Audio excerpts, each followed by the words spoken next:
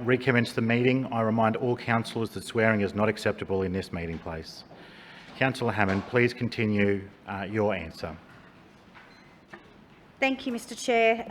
As I was saying, it's really important for everybody in this chamber to educate the community about the drought preparedness. As I said, it could be as early as 2 weeks that stage 1 of the drought preparedness starts. And if the water dams drop to 50%, which is predicted if we don't get rain early next year, water restrictions will start coming in. So my ward office, and I'm sure others around this chamber, are talking to their schools and to young people about the importance to preserve water. Big message today is think before you use. We want to save every drop of this precious resource that we have. We will be working with our water utilities to continue the good work that they're doing and the messaging out across our city. Thank you. Further questions? Councillor Cook. Thank you, Chair. My question is for the Lord Mayor. Lord Mayor, a constituent in the Chandler ward who is no doubt fed up with the multi-million-dollar LNP Council advertising avalanche recently asked Councillor Murphy to be taken off his mailing list. In response, Councillor Murphy advised him that to get off his mailing list, I see Councillor Murphy's interjecting and laughing, Mr Chair. No? Okay. He'd have to get off the electoral roll. According to the Australian Electoral Commission, basically you have to commit electoral fraud, emigrate or die to get off the electoral roll. Has your shameless self-promotion become so overwhelming that even your own councillors are advising people to either commit electoral fraud, emigrate or die if they want to escape it? Lord Mayor. Wow. Interesting question. I am aware that an active Labor Party supporter contacted Councillor Murphy peddling Labor Party lines, which were no doubt fed to that person. And yeah, obviously the result of that confected, manufactured situation has turned up in the council chamber. But ultimately, Point of order, Mr Chair. Point of order to you, Councillor Cook. The Lord Mayor is impugning motive. No councillors on this side of the chamber were aware of that post, and I ask that he withdraw those comments.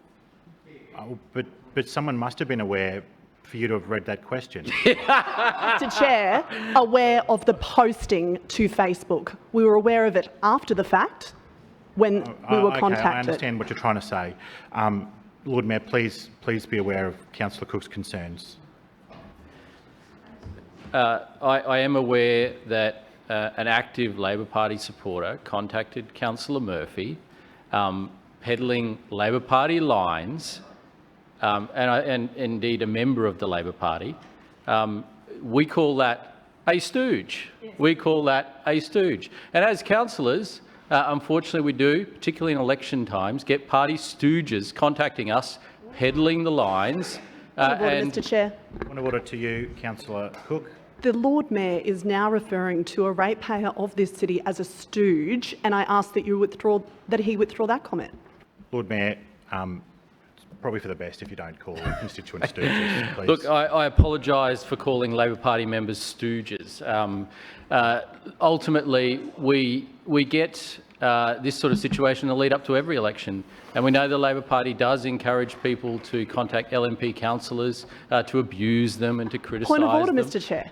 Point of order to you, Councillor Cook. Again, the Lord Mayor is impugning motive, claiming that all Labor Party members are asking their party members to contact LNP councillors, and I ask that he withdraw that comment. I don't think that's what he was saying, but I will draw the Lord Mayor's attention back to the question at hand, please, Lord Mayor.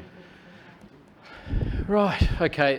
Councillor Cook is very precious about this. She is an active participant in the political process, and she is active in attacking the LNP. She is active in peddling Labor Party lines, which are political messages, and it is not surprising to us that Labor Party members would do the same thing.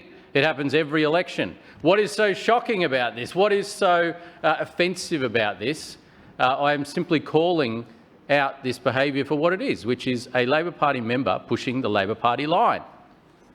Simple as that. Now, Councillor Murphy rightly pointed out that he sends mail-outs to constituents based on the electoral roll. We all do that. And I'm sure, Councillor Cook, you do that too. And they may include 12 photos with your face on it. Like, I'm not sure what the point is here, but the reality is we will continue to communicate with the residents of Brisbane to let them know what we are doing on their behalf to build a better Brisbane, the projects that we are delivering to build a better Brisbane, to support local residents and businesses and families, to provide free off-peak travel for seniors, to provide local suburban upgrades right across the city in parks, in community facilities, to build new infrastructure, whether it's road upgrades or bikeways or new bridges. We will continue to communicate with the residents of Brisbane because that is what they expect of their council.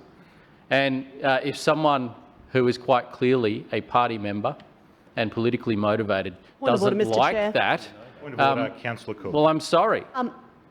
How does the Lord Mayor know this person is even a Labor Party member? That was not part of the question. He is not answering the question, But and he's making Cook, assertions Cook. that, Councillor Cook to denying my this? knowledge, could be absolutely No, incorrect. Come on, mate. Look, you're referring to a very specific post. Clearly, other people in this room know which one it is. Therefore, they know the individual who it is, and it's not unreasonable for known Labor activists in our community to be known. It's true. Lord Mayor. Well, generally speaking, Mr Chair, you give it away when you post photos of yourself wearing Labor Party shirts. Generally, that's a giveaway. And then you claim to be, oh no, I'm not political, I'm just, I'm just a ratepayer, just a community member. Point of order, we know Mr. what's Chair. going on here. This is blatant. Now, point of order, Councillor Cook. Again. Just because you don't like the answer doesn't mean you get to interrupt or the answer with a series of points of The order. Lord I will Mayor listen is to it. misleading the stop chamber. talking, please. I will listen to your point of order, but please, if it's the exact same one as the last 5, He is I will misleading be the dismissing it. chamber, Mr Chair. He is asserting something that may not be true. Just because you wear a Labor Party shirt or an LNP shirt or a Green shirt doesn't necessarily mean Well, you are that's a party speech. member. Thank you. No more. Lord Mayor.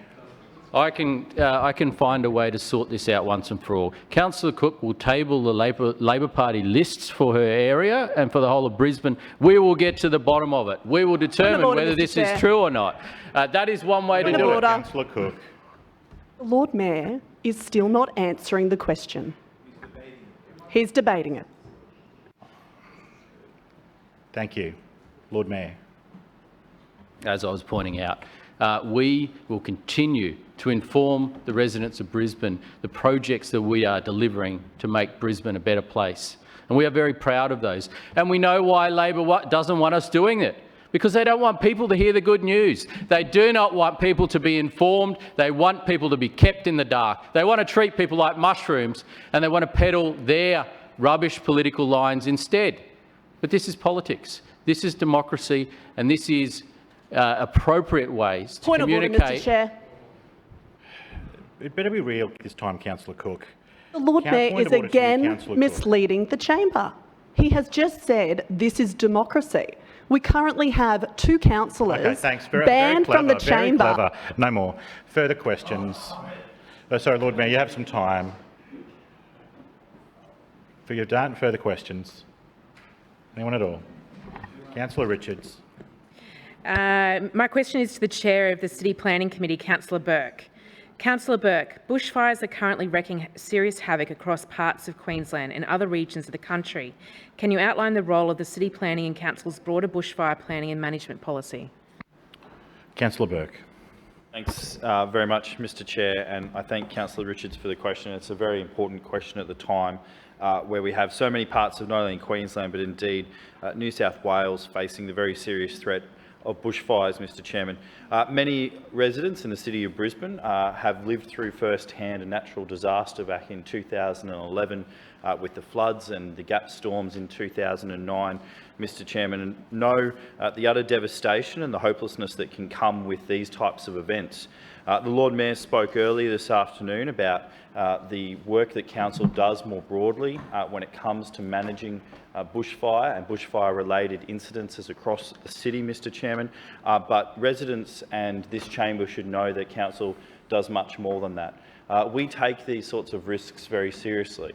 Just as this administration took action to manage flooding in our city and continues to do so with our updates to our flood models and our flood mapping in our city plan, just like this administration has taken steps to appropriately deal with coastal hazard inundation through our planning scheme, we continue also to protect residents and inform residents when it comes to bushfire protection and a management policy in terms of dealing with that through our planning scheme, Mr Chairman. Regularly, Council receives feedback, particularly from officers in other local governments, that our preparedness when it comes to managing bushfire risk is recognised nationwide as some of the best practice out there. We know that there is many parts of the city, Mr Chairman, that are exposed to the risk of bushfire. And we have to work with our colleagues in other parts of council in terms of managing the land that council owns. There's some 8,000 hectares of odd bushland across the city, installing fire breaks, as well as working with disaster management. But an important part of that, Mr Chairman, is when it comes to the actual city planning component. Development that is proposed with the bushland interface is the focus of the bushfire framework that sits inside City Plan. As you might expect, the interface zone between bushland and a built environment is where the most risk to property and life is in the event of a natural disaster. Council's bushfire planning policy scheme has been live since the implementation of our city plan back in 2014, and it introduced for the first time a bushfire overlay code into Council's planning scheme. The bushfire overlay mapping identifies high and medium bushfire hazard as well as buffer areas which are not required under state law, Mr Chairman. They are a additional step that we chose as administration to make sure that we appropriately plan and manage the bushfire risk in our city. This mapping then acts as a trigger for the assessment against the bushfire overlay code within the planning scheme. Since the policy's implementation, our assessment techniques have been routinely updated to ensure a best practice approach to bushfire hazard assessment.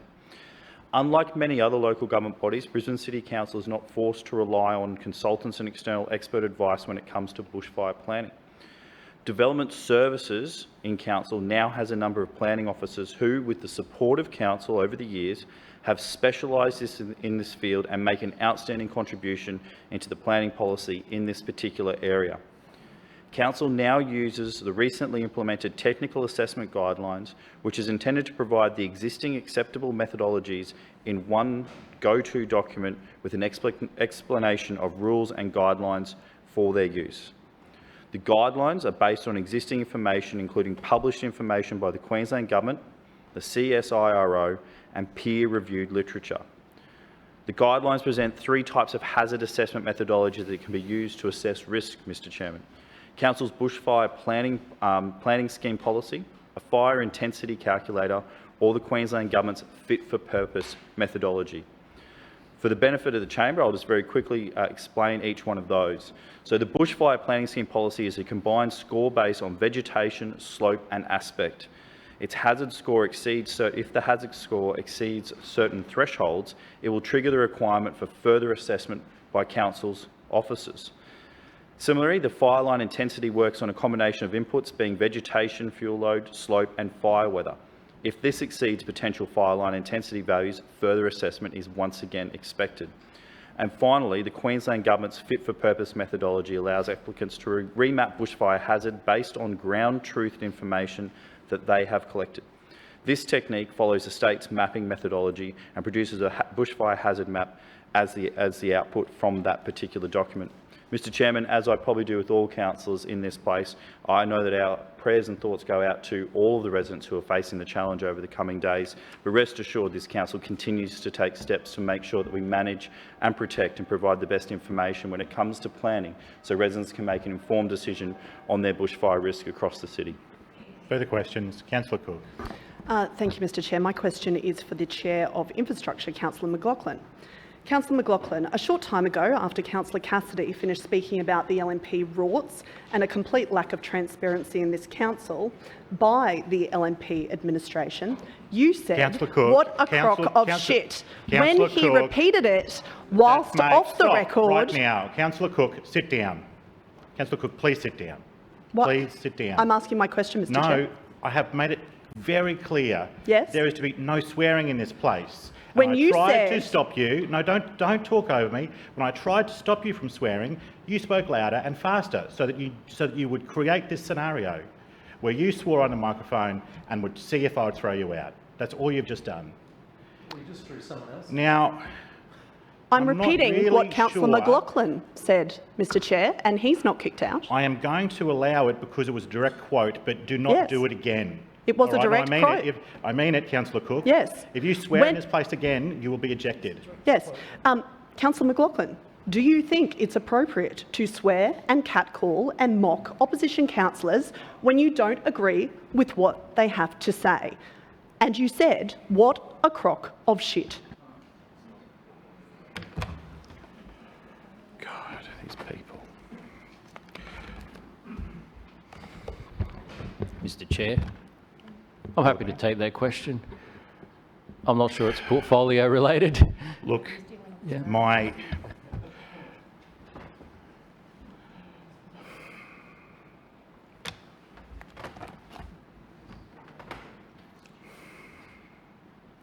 Councillor Cook, I hereby warn you that unless you cease swearing, you may be suspended for a period of up to 8 days. Furthermore, Councillor Cook, if you are suspended, you must immediately leave the meeting place and must remain away from all meeting places for the period of the suspension. Lord Mayor. Thank you. I simply want to say in response to this question that it is quite clear from the advice and guidance that you gave several weeks ago that swearing is not tolerated and should not be tolerated in this place. Now, I am sitting right in front of Councillor McLaughlin. I didn't hear him say that, but I certainly heard Councillor Cassidy yell it out. I certainly heard Councillor Cassidy yell it out. And there is one thing that I know. Okay. Councillors, allow the Lord Mayor to answer your question. No, hey, Councillor Cook. Councillor Cook, I hereby warn you that unless you cease interjecting, you may be suspended for a period of up to 8 days. Furthermore, Councillor Cook, if you are suspended, you must immediately leave the meeting place and must remain away from all meeting places for the period of the suspension. Lord Mayor. Thank you, Mr Chair. Now, I didn't hear it, but there's one thing I do know. You cannot trust what Labor says in these situations because they are confecting and manufacturing these situations because they have no ideas and no policies and no vision for this city. Now, what happened earlier in this chamber was a complete waste of everyone's time, and it was purely in Labor's court. It was purely as a result of the Labor opposition leaders' refusal to accept a lawful direction from the chair. This is exactly what happened here. Now, they can dress it up in any which way they may choose for political reasons, but the reality is you as the chairman gave a direction. That direction was lawful and was in accordance with the meeting orders and the meeting rules. Point of order. And Councillor Griffiths, if this is some sort of childish attempt to swear on the microphone, I will be very, very disappointed in you, and I will review my rules as to how it's been dealt with. He said it was a Councillor. crock of shit. There you go. mate. All right.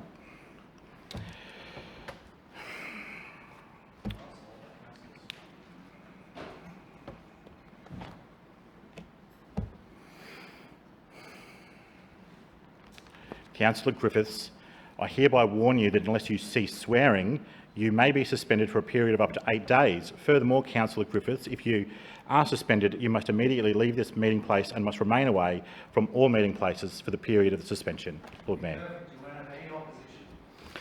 Well, I will acknowledge that. Councillor Griffiths, I believe The only that you people who get thrown out of this- You do not talk over me. Councillor Griffiths, I believe... Sit down. Sit down. Everyone hasn't been thrown out of this place. The only one who gets thrown out of this place is the opposition. You know it. Councillor Griffiths, I hereby warn you that unless you cease behaving irrationally and shouting across the room, you may be suspended for a period of up to 8 days. Furthermore, Councillor Griffiths, if you are suspended, you must immediately leave the meeting place and must remain away from all meeting places for the period of the suspension.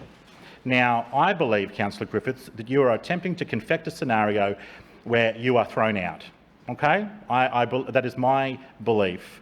Now, I think that you are behaving in a manner that will make you be thrown out so that you can tell a story to your friends about how you were thrown out. That scenario will not be played out unless you behave in a particularly radical fashion. Lord Mayor. Now, I want to make one thing clear. If Councillor McLaughlin indeed said that, well, then I simply would say that is not appropriate language for this chamber. That is not appropriate language, and I would caution anyone that swears in this chamber. You have warned us all. So that is not appropriate language. But I can tell you what's even more inappropriate. The childish repetition of this and the wasting of council time and the wasting of police resources at a time when we are suffering a serious bushfire threat, when the police are required for more important things. That is a disgrace, absolute disgrace. And these are the type of people that want to be governing this city next year. These are the type of childish games that they play, the waste of time that they manufacture. So I say, we should all take a deep breath. We should all stick to the rules of this place. They exist for a reason. And I can tell you, I know for a fact that the rules of state and federal parliament are far stricter than the rules here, and they are enforced far more strictly than the rules here. And these people... Point of order, Mr Chair. Point of order, Councillor Shree. Just on order in the chamber, we can all hear the Mayor, and I don't think he needs to shout quite that much. Well, that's not a point of order. Lord Mayor. I am feeling very passionate about this. It is something I genuinely believe in. I think the standard needs to lift in here, and this kind of childish behaviour that we have seen today is a disgrace. And I am afraid that it has everything to do with the fact that there is an election coming up and we have an increasingly desperate opposition that will try and do anything and say anything to grab attention. But the reality is, if these people behave the way they did in state or federal parliament, they would have been punted long ago. There's a point of order. It better be real, Councillor Griffiths. Last week, the Mayor called us Labor liars. That hasn't been allowed in this chamber before, and now the Lord Mayor's lecturing us about standards of behaviour. Councillor Griffiths. All right. Further questions? Councillor Marx. Thank you, Mr Chair. My question is for the Chair of Field Services Committee, Councillor Howard. Councillor Howard, this week marks National Recycling Week. Can you update the chamber on how this administration is leading the way when it comes to recycling in Brisbane, please? Councillor Howard.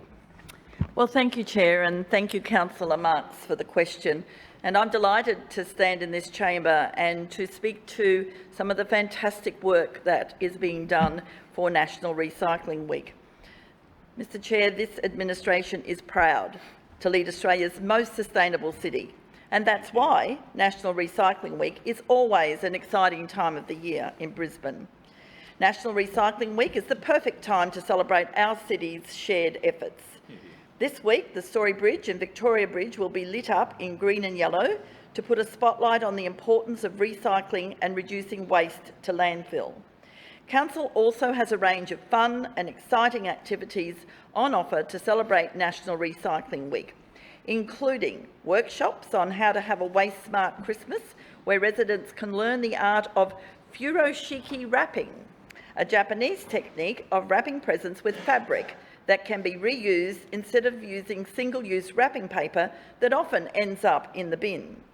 The team will also be out and about in Nunda, talking to local businesses about how they can improve recycling practices.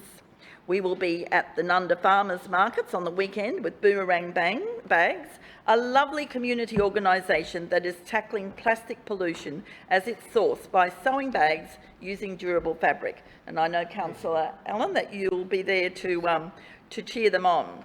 There is always more to see and do in Brisbane, so jump onto Council's website to find out more about the activities on offer for residents to learn fun new ways to help create a cleaner and greener Brisbane. Brisbane leads the nation when it comes to recycling. Each year, about 85,000 tonnes of recyclables are collected across Brisbane. We're all about the local ways to recycle too. When you put paper or cardboard into your recycling bin, it is recycled right here in Brisbane by Council's contractor into paper mulch to make new paper and cardboard. Any glass that goes into a recycling bin is recycled right here in Brisbane as well, and is used to make glass bottles and build new roads to get you home quicker and safer. So, Chair, each year about 20% of glass from our recycling bins goes straight into new roads across the city, with over 5,000 tonnes of recycled glass being used each year as part of Council's award-winning Smoother Suburban Streets program. Last year, we resurfaced more than 101 million square metres of road pavement using more than 145,000 tonnes of asphalt recycled from other road resurfacing projects. So when you drive home tonight, you may very well be driving over that used jam jar or wine bottles you chucked in your yellow top bin the other day. E-waste is also recycled right here in Brisbane at a local small business in Hammond, and batteries are recycled at another small business in Eagle Farm. We are always looking to opportunities to get even better at recycling in Brisbane because we are committed to building a better Brisbane. We know that what we do today will have an impact on the Brisbane of tomorrow. That is why we have a comprehensive program of waste education to make sure we're doing our best to reduce waste to landfill and get even better at recycling. Traditionally, when you think of the word recycling, you think of materials like plastics, glass and paper. But today the word recycling extends to things like green waste and food waste as well. The average household red top bin in Brisbane contains 21% green waste and 26% food waste. So it's really important that we work hard to reduce green waste and food waste to landfill. That is why we recently made it more affordable than ever before to recycle green waste in Brisbane by waiving the green waste establishment fee this year, making it even easier to stop green waste from going to landfill. And I'm really excited to report that this initiative by the Lord Mayor has been wildly successful, with more than double the amount of residents signing up to Council's green waste service than usual, with more than 2,500 registrations for new bins since the 1st of July. This means that we now have almost 100,000 households in Brisbane recycling green waste and reducing waste to landfill. So last year we diverted almost 25,000 tonnes of green waste from landfill, and with the Lord Mayor's initiative bringing more residents on board to green waste recycling than ever before, we're excited to see what we'll achieve this year. We're also working hard to recycle food waste by supporting community composting right across Brisbane, turning mountains of food waste into treasure with more than 20 community composting hubs across the city, making it even easier for residents to get involved with composting so that composting isn't something restricted to someone's backyard. Thank you. And that concludes question time. Councillors, can I draw your attention to the committee reports, please? Firstly, the Establishment and Committee Report, Lord Mayor. Mr Chair, I move that the report of the Establishment and Coordination Committee meeting held on Monday, 4th of November 2019 be adopted. Seconded. It's been moved by the Lord Mayor, seconded by the Deputy Mayor, that the report of the Establishment and Coordination Committee meeting held on Monday, the 4th of November 2019 be adopted. Is there any debate, Lord Mayor? Mr Chair, I request that Clause C of the report of the Establishment and Coordination Committee be taken seriatim for debate and voting purposes, and that we deal with the other matters first. I note that. So item C will be taken seriatim for both debating and vote, and we will have the at-large discussion and then all other items first. Please proceed. Thank you, Mr Chair. Before I go to the items before us, I just wanted to commend all of the schools and indeed all of the councillors and council officers who are involved in Council's Active School Travel program. We had a fantastic awards ceremony last week, which unfortunately the Deputy Mayor, Councillor Adams, missed because she was actively travelling and broke her wrist. She was travelling too fast, obviously, and it wasn't on a Lime scooter or a Neuron scooter. But I did want to say how fantastic this program is, and that we should all acknowledge that we're celebrating the 15th anniversary of the Active School Travel program. So that's 15 years of this nation-leading program, 15 years of encouraging students to either walk, cycle, scooter or catch the bus to school, and that's 15 years of real results.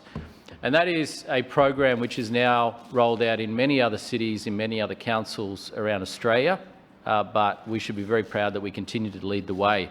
There's been well over 100,000 students involved in the program across the different schools, 160 plus schools involved, and we're seeing great results with reductions in car trips to schools, and also the other benefits that come with more active travel around schools.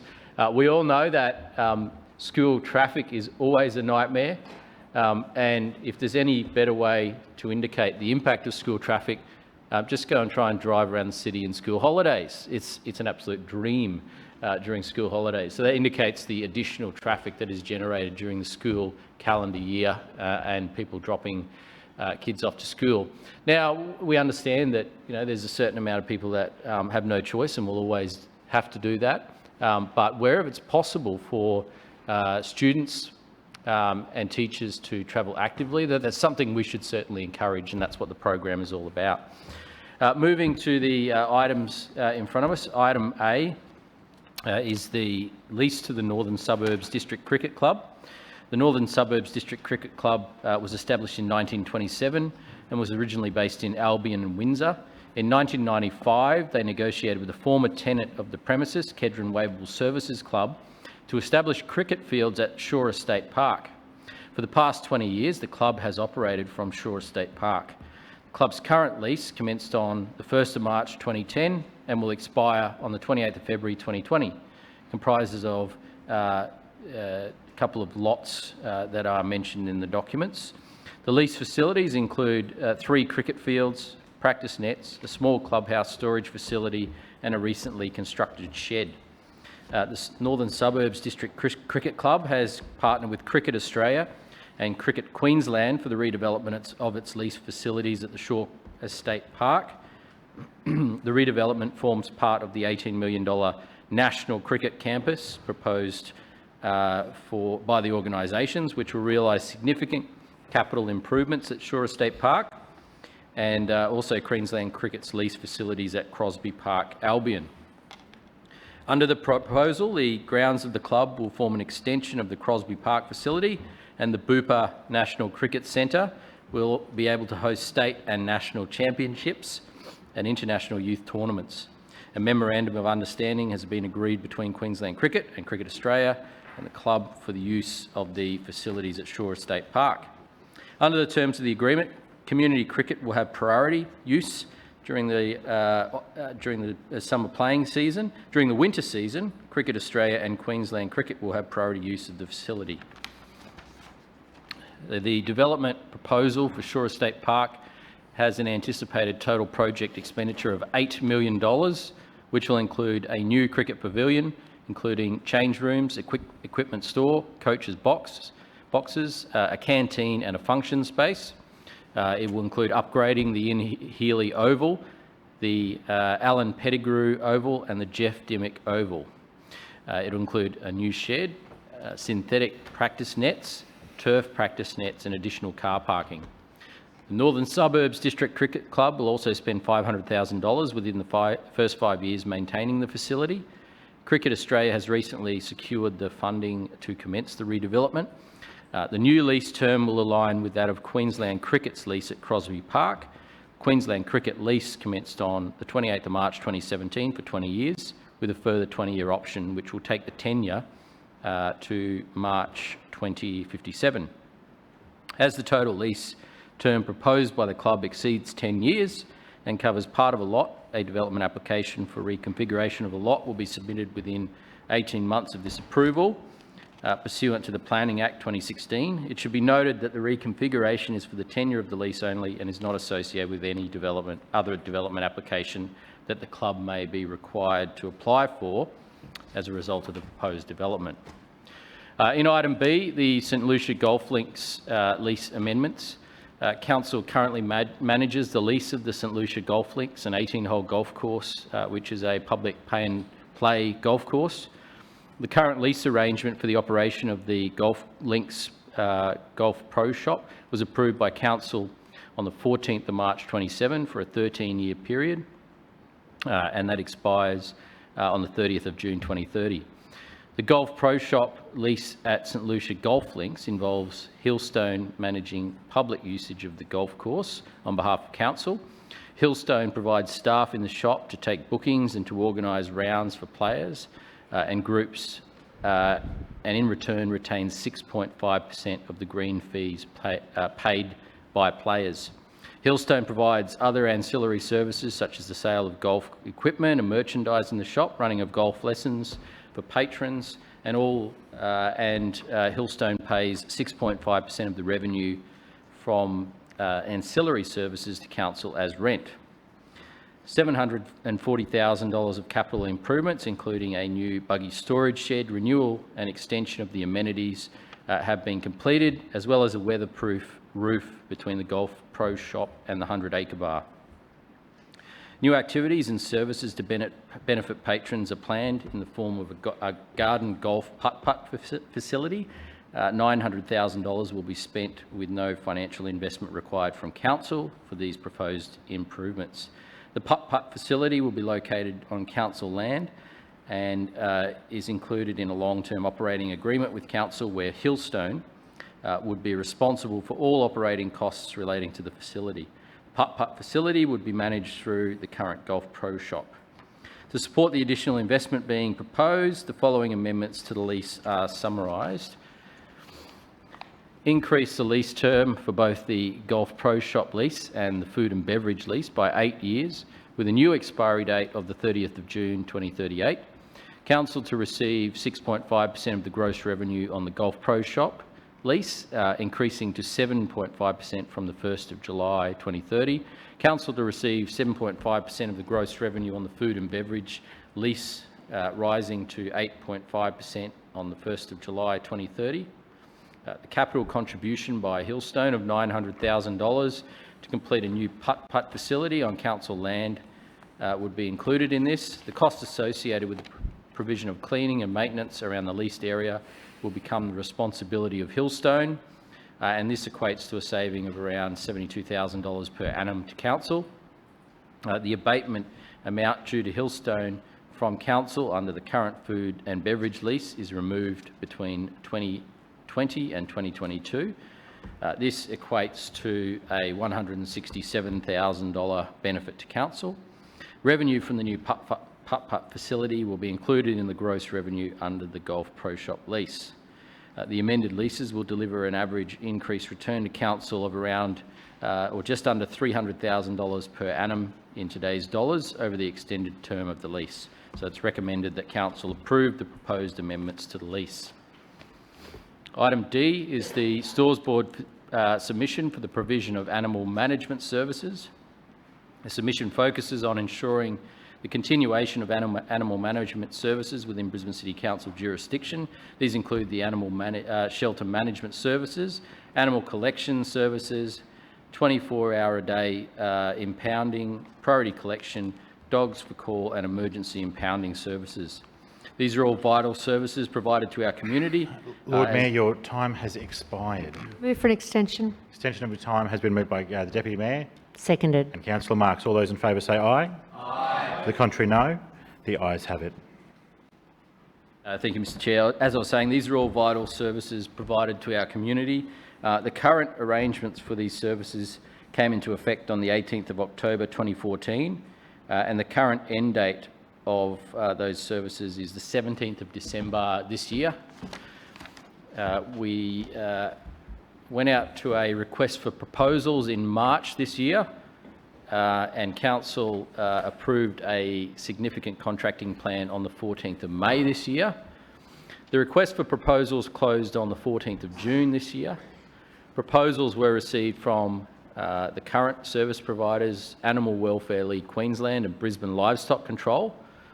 The evaluation panel evaluated each proposal based on the capacity to deliver, methodology management and tools, key personnel experience and capability, commercial viability and risk, and value-added services. Negotiations were held with the service providers to agree to a contract based on some revisions to the existing specifications. These negotiations highlighted that some changes to the operational model should be reviewed, as there may be the potential to deliver a range of animal management services more efficiently and cost-effectively. Rather than a 3-year plus 2-year arrangement, a shorter initial period was agreed to of 16 months with an option to extend up to a maximum of 5 years. This shorter term is based on the flexibility to redefine the specifications and to issue a new request for proposals in mid-2020 should alternative models want to be adopted. The contracts here for approval today have no changes to what was submitted by the service providers. This approach will ensure that residents will not be impacted through this process, and they will continue to be provided with these vital services for animal management going forward. We have in front of us the report of the contracts and tendering for September 2019. And as usual, there's a whole range of contracts there that have come through for councillors' viewing based on the decisions of Stores Board. I did want to point out as well that we continue to see great outcomes when it comes to local procurement for businesses in Brisbane and South East Queensland. We're seeing that policy continuing to operate and deliver results, and that is obviously something that we are very proud of. I can report that we have a target of 80% of contracts being with local businesses, and in the month of September we fell short by 1%.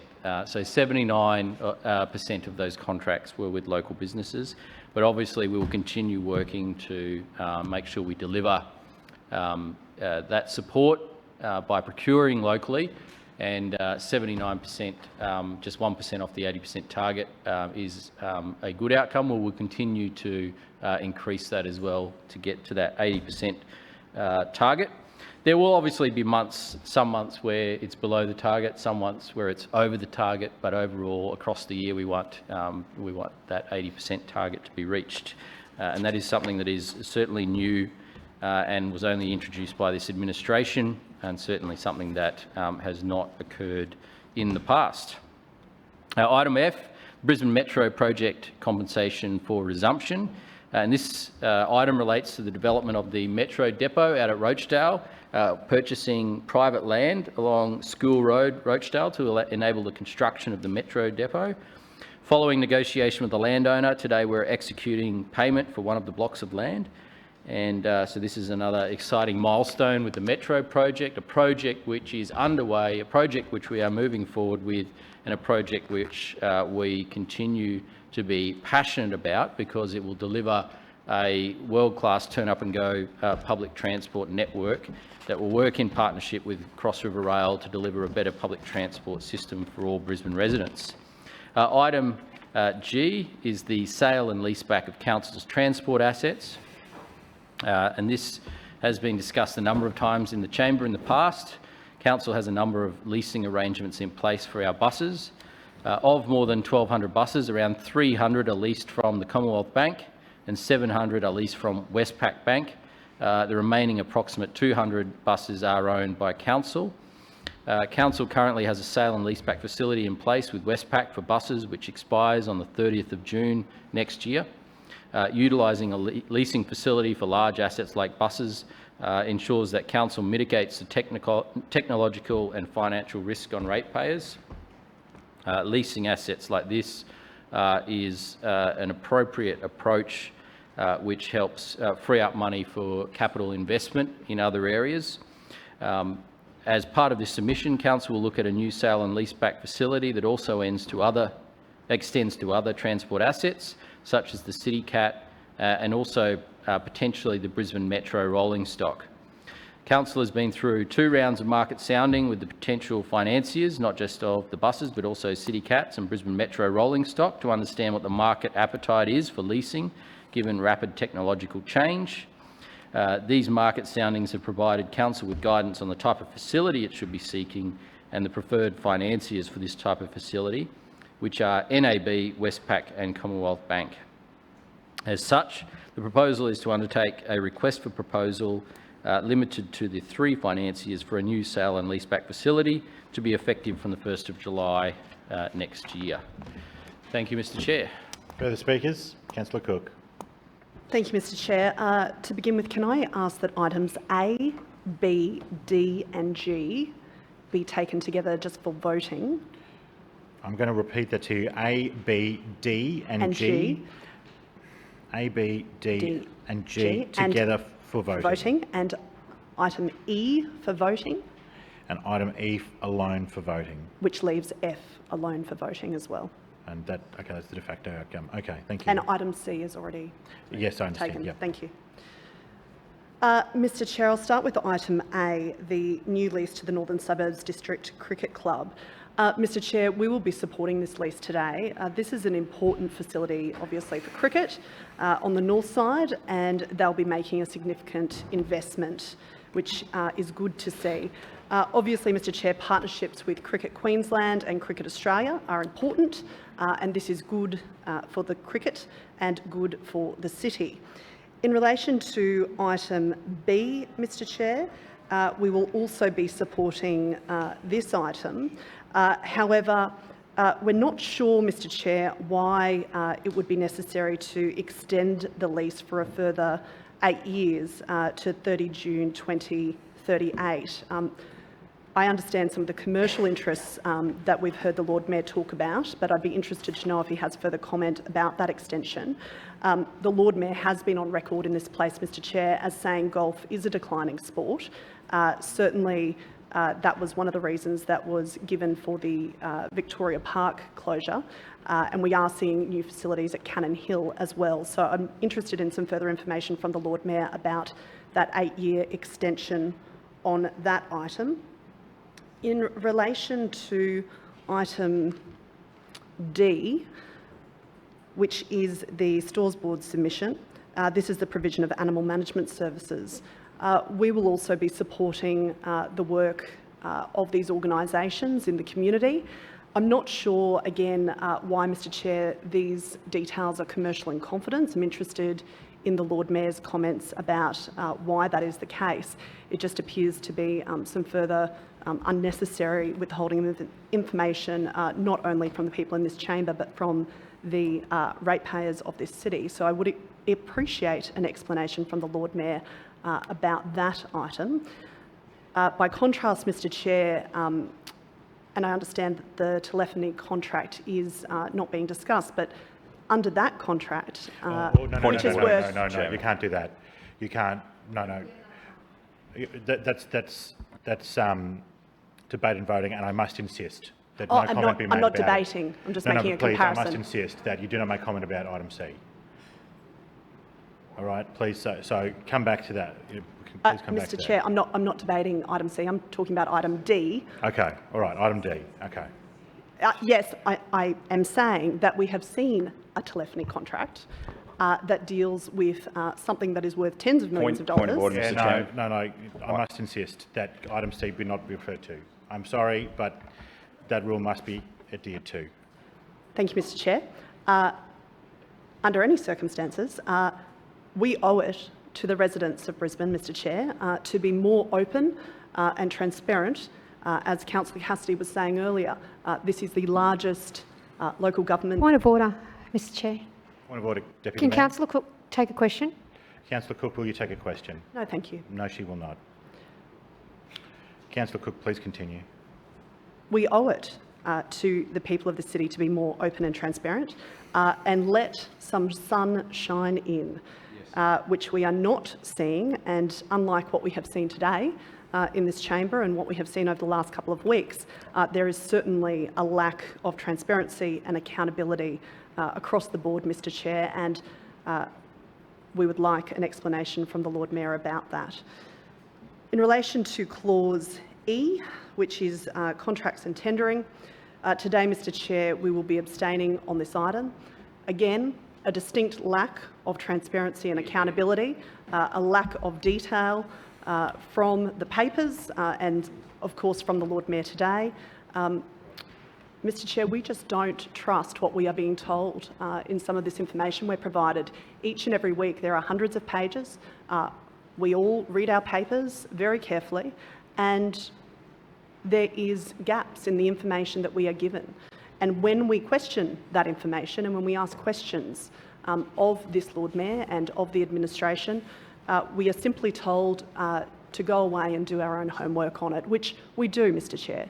But there are serious questions about transparency and accountability across contracts and tendering, across the awarding of those contracts in this city, and ratepayers deserve to know exactly what is going on.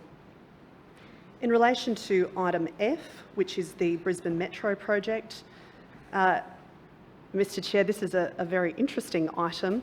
The landholder here clearly saw Team Schrinner coming a mile away, Mr Chair. This project, Brisbane Metro, has been so badly planned and executed from the start that, Lord Mayor, you have, through this item, exposed Council's compromised position. We see a contract here that has resulted in yet another terrible deal for the ratepayers of this city. The people of this city deserve better. And here we see the hard-working residents and ratepayers in this city foot the bill to the tune of 12% above the official valuation. Under those circumstances, we absolutely will not be supporting this item today. Item G, which is the sale and leaseback facility for Council's transport assets, we will be supporting this item and see it as the first step in seeking some interest. We will reserve our judgment, Mr Chair, until the outcome. Further speakers, Councillor Matic.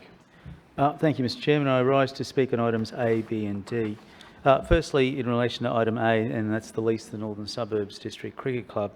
As Lord Mayor previously stated, this is a significant outcome for the cricket club in this partnership that they're establishing between Queensland Cricket, Cricket Australia and the club itself at the facilities at Shore Estate Park.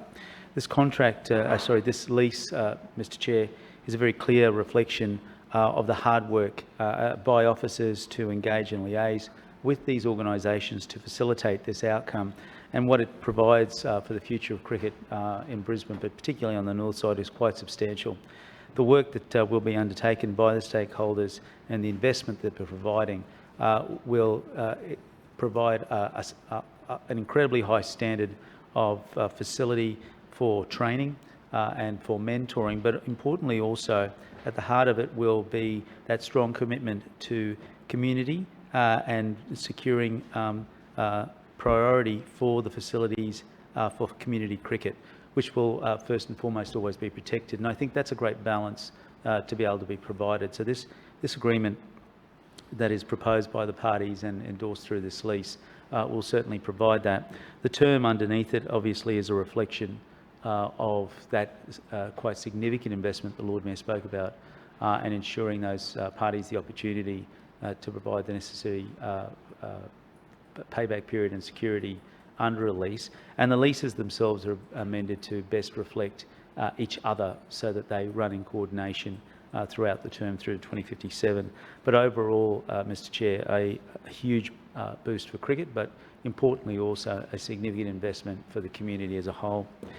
In regards to St Lucia Golf Links and the lease amendments, as the Lord Mayor stated, the current tenant, lessee, continues to perform strongly in that space, and as a further enhancement to the existing services that they are providing to the community as a whole, is the introduction of a putt-putt facility, something that they have been working on for some time, working with council officers to achieve the appropriate outcome, but importantly also the expenditure by the lessees with no proposed improvements, involvement by council in providing added funding is a significant boon for the ratepayer.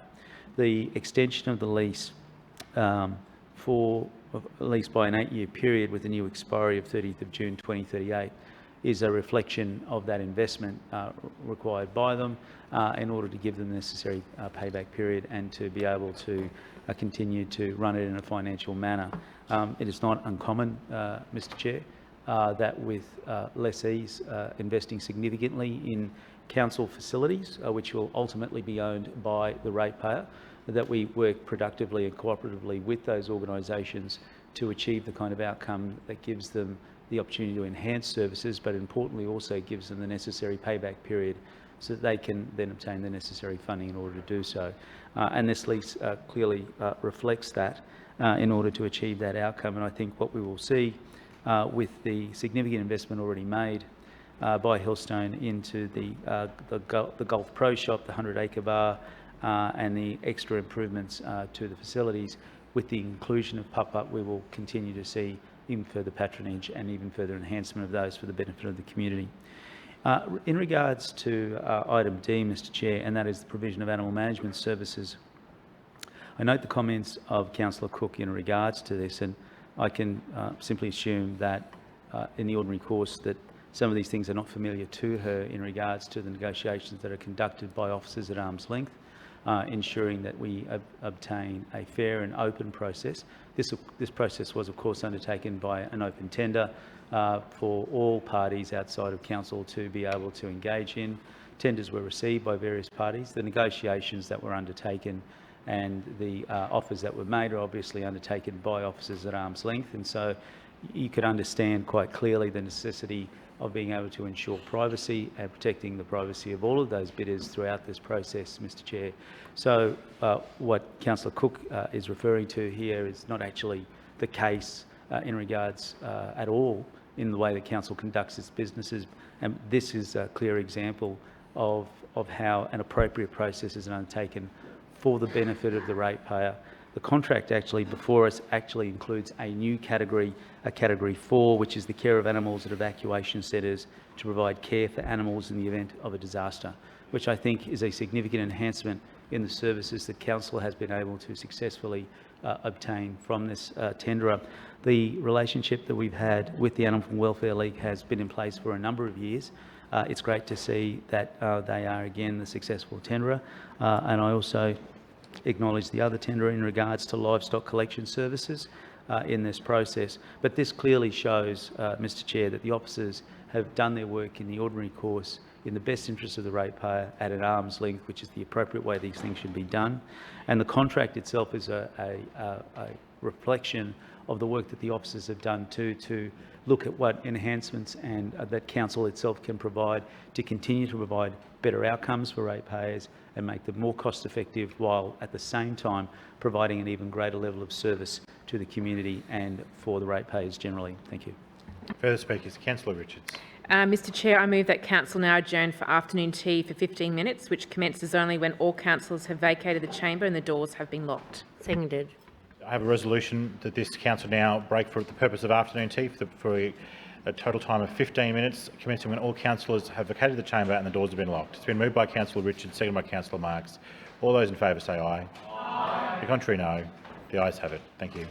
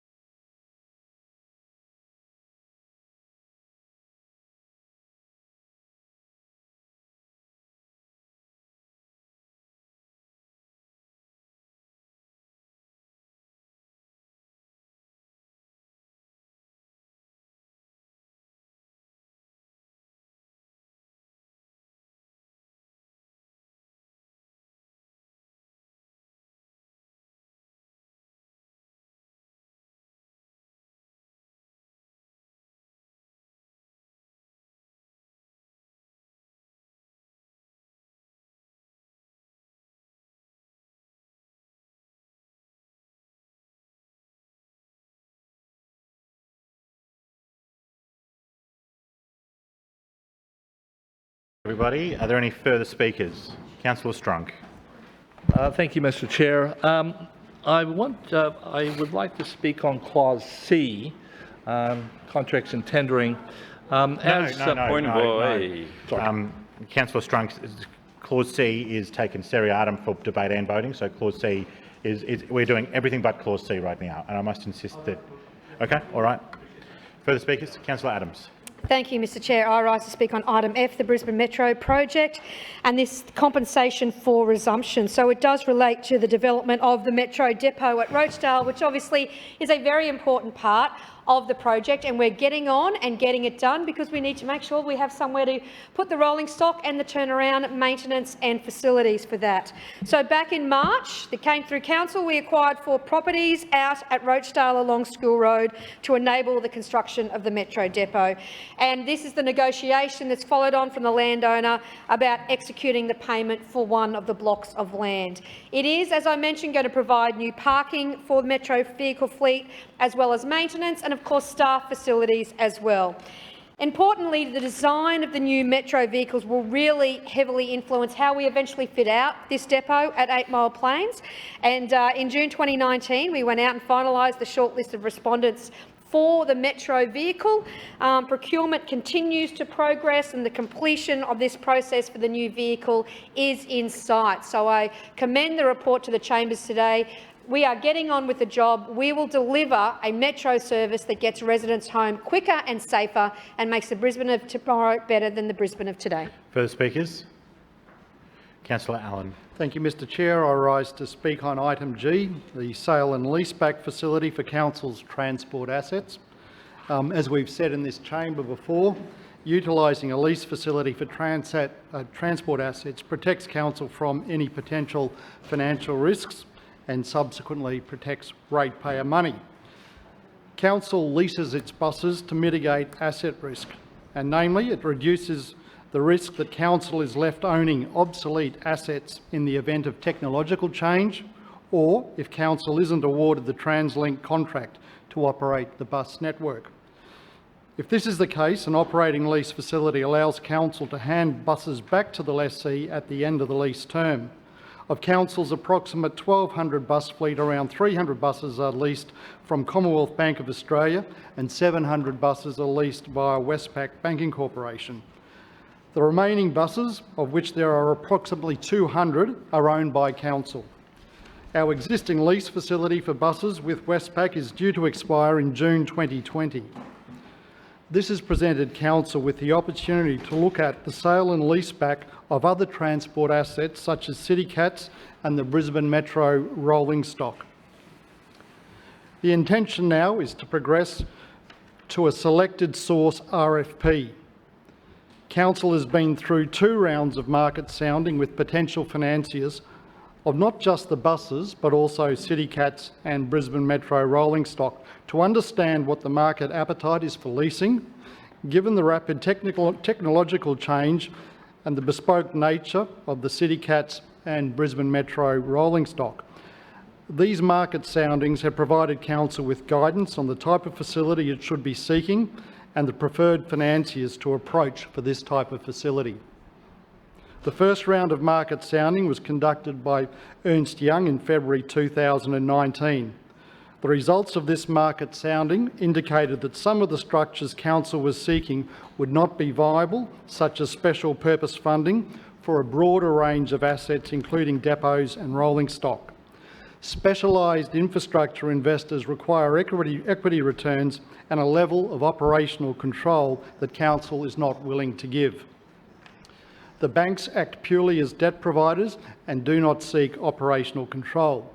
The market sounding also looked at other potential providers but found they too would be unsuitable. For example, niche lease companies tend to focus on smaller value-added transactions such as own and maintain structures, which requires council to relinquish some operational control. These financiers tend to be smaller and more expensive. In regard to other major banks, there are some that have not submitted a proposal when council has conducted an EOI and generally do not focus on operating leases for our type of assets, with the ANZ Bank being an example. The second market sounding was held in April 2019 with National Australia Bank, Westpac and CBA. The results of this market sounding indicated that the three major banks would consider leasing of all of Council's transport assets, including CityCats and Brisbane Metro rolling stock. All three major banks indicated that their residual value may not be fixed for the entire term, i.e. they would have review provisions within their facility. I would also note that a select source RFP will ensure that sensitive council information regarding its transport assets holdings will not be released to the wider market. Turning quickly to ferry leases, Council originally did not enter into operating leases for ferries as the return conditions were not favourable to Council. As such, Council owns all 22 of our CityCat ferries. Through this process, we will reassess the market for sale and leaseback of ferries and look at the return provisions. This RFP process will ensure that we get the best possible outcome for ratepayers through a competitive process with proven providers of finance. Thank you. Further speakers? There being none, Lord Mayor.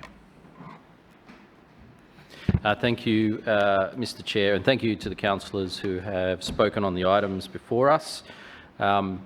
Councillor Cook's comments were particularly revealing because there are a couple of statements in there which were very, very interesting. She went on at length about how they have serious questions about these reports, serious questions, yet they didn't ask one single question about anything in any of the reports. There were serious questions, but obviously not serious enough to actually ask those questions. But then Councillor Cook contradicted herself by saying, each week we're provided hundreds of pages of information, but we have serious questions about them. But I don't know what those questions are, and I'm not going to ask them. So this is the kind of hollow man situation that we have here in the Labor Party, and I say that not in a gender-specific way, simply because it is a well-accepted term, but they have nothing to contribute to the debate in this place. They have nothing to contribute. They have their prepared political lines, and it's interesting to see when they're caught, without, or they're caught off guard. They go back to their prepared political lines, which is, we have serious questions. And Councillor Cassidy is like, oh, it's the rorts, it's the rorts. If in doubt, talk about the rorts. Never mind that he was caught out in a untruth just recently regarding his own allowance, which was well publicised in the paper. So the reality is, it is very clear and is becoming increasingly clear each week that the Labor Party has nothing positive to offer this city. They have political lines, they have attack points, they have personal slurs, personal attacks, they have mudslinging, but they do not have anything positive or constructive to offer the people of Brisbane. All right. Now there's a few, this has been broken up into a few pieces. So firstly, on items A, B, D and G, all those in favour say aye. Aye. And to the contrary, no. The ayes have it. In regards to item E, all those in favour say aye. Aye. And to the contrary, no. The ayes have it. Division. Division called by Councillor Cook and Councillor Griffiths. Ayes to my right, noes to my left. Please ring the bells.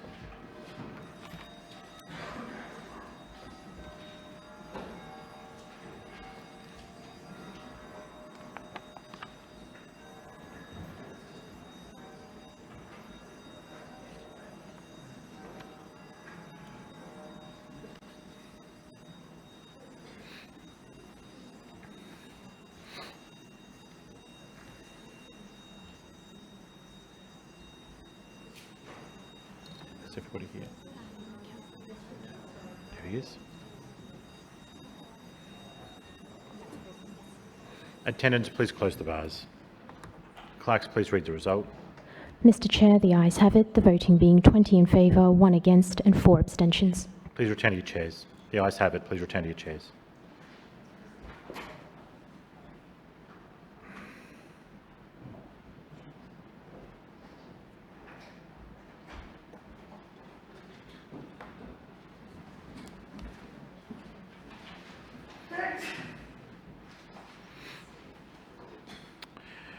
And councillors, now in regards to item F, all those in favour say aye. Aye. The contrary, no. No. The ayes have it. Division. Division called by Councillor Cumming and Councillor Cook. Ayes to my right, noes to my left. Please ring the bells.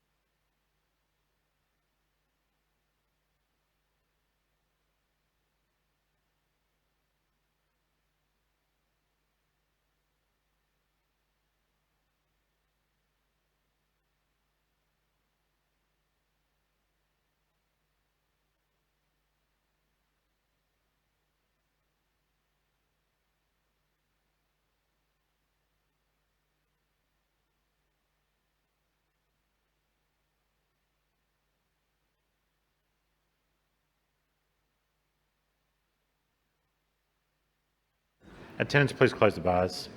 Clerks, please read the result. Mr. Chair, the ayes have it, the voting being 19 in favour and 5 against. The ayes have it. Please return to your seats.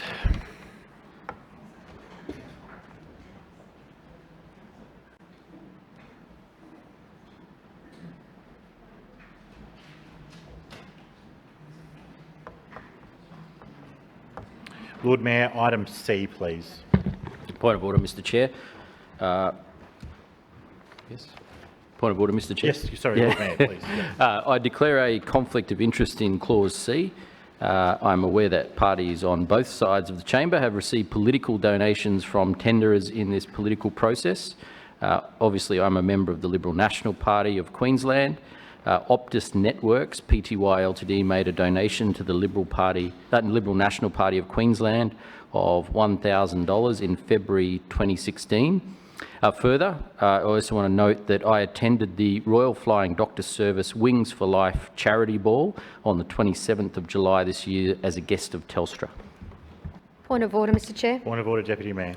I would like to declare a conflict of interest in clause C. I'm a member of the Liberal National Party of Queensland. Optus Networks Pty Ltd made a donation to the Liberal National Party of Queensland of $1,000 in February 2016.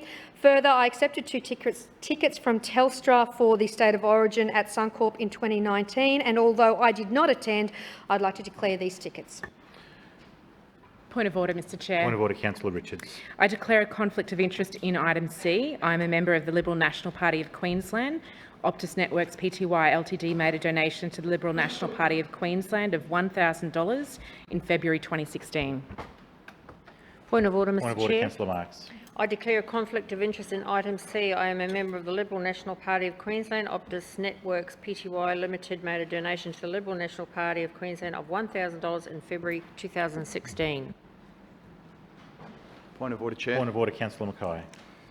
I declare a conflict of interest in item C. I am a member of the Liberal National Party of Queensland. Optus Networks Proprietary Limited made a donation to the Liberal National Party of Queensland of $1,000 in February 2016.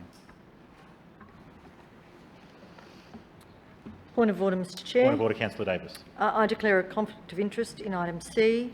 I'm a member of the Liberal National Party of Queensland. Optus Networks Proprietary Limited made a donation to the Liberal National Party of Queensland of $1,000 in February 2016. Point of order, Mr. Point Chair. of order, Councillor Murphy. I declare a conflict of interest in item C. I am a member of the Liberal National Party of Queensland. Optus Networks Proprietary Limited made a donation to the Liberal National Party of Queensland of $1,000 in February 2016. Point of order, Mr Chair. Point of order, Councillor Atwood. I declare a conflict of interest in item C. I am a member of the Liberal National Party of Queensland.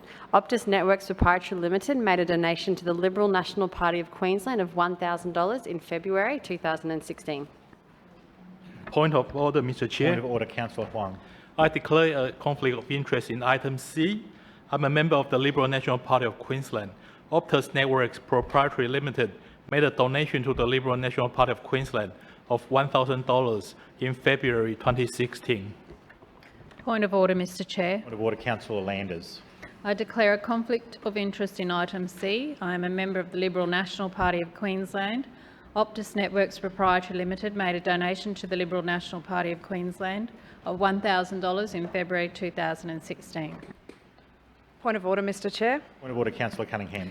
I declare a conflict of interest in item C. I am a member of the Liberal National Party of Queensland. Optus Networks Pty Ltd made a donation to the Liberal National Party of Queensland of $1,000 in February 2016. Point of order, Mr Chair. Point of order, Councillor Maddock. I declare a conflict of interest in item C. I am a member of the Liberal National Party of Queensland. Optus Networks Proprietary Limited made a donation to the Liberal National Party of Queensland of $1,000 in February 2016. Point of order, Mr Chair. Point of order, Councillor Hammond. I declare a conflict of interest in item C. I'm a member of the Liberal National Party of Queensland. Optus Network Pty Ltd made a donation to the Liberal National Party of Queensland of $1,000 in February 2016. Point of order, Mr Chair. Point of order, Councillor Burke. I'd like to declare a conflict of interest in clause C that's before us today. I'm a member of the Liberal National Party of Queensland, and Optus Networks Pty Ltd made a donation to the Liberal National Party of Queensland for $1,000 in February 2016. Point of order, Mr Chair. Point of order, Councillor Howard. I declare a conflict of interest in clause C. I'm a member of the Liberal National Party of Queensland. Optus Networks Proprietary Limited made a donation to the Liberal National Party of Queensland of $1,000 in February 2016. Point of order, Mr Chair. Point of order, Councillor Allen.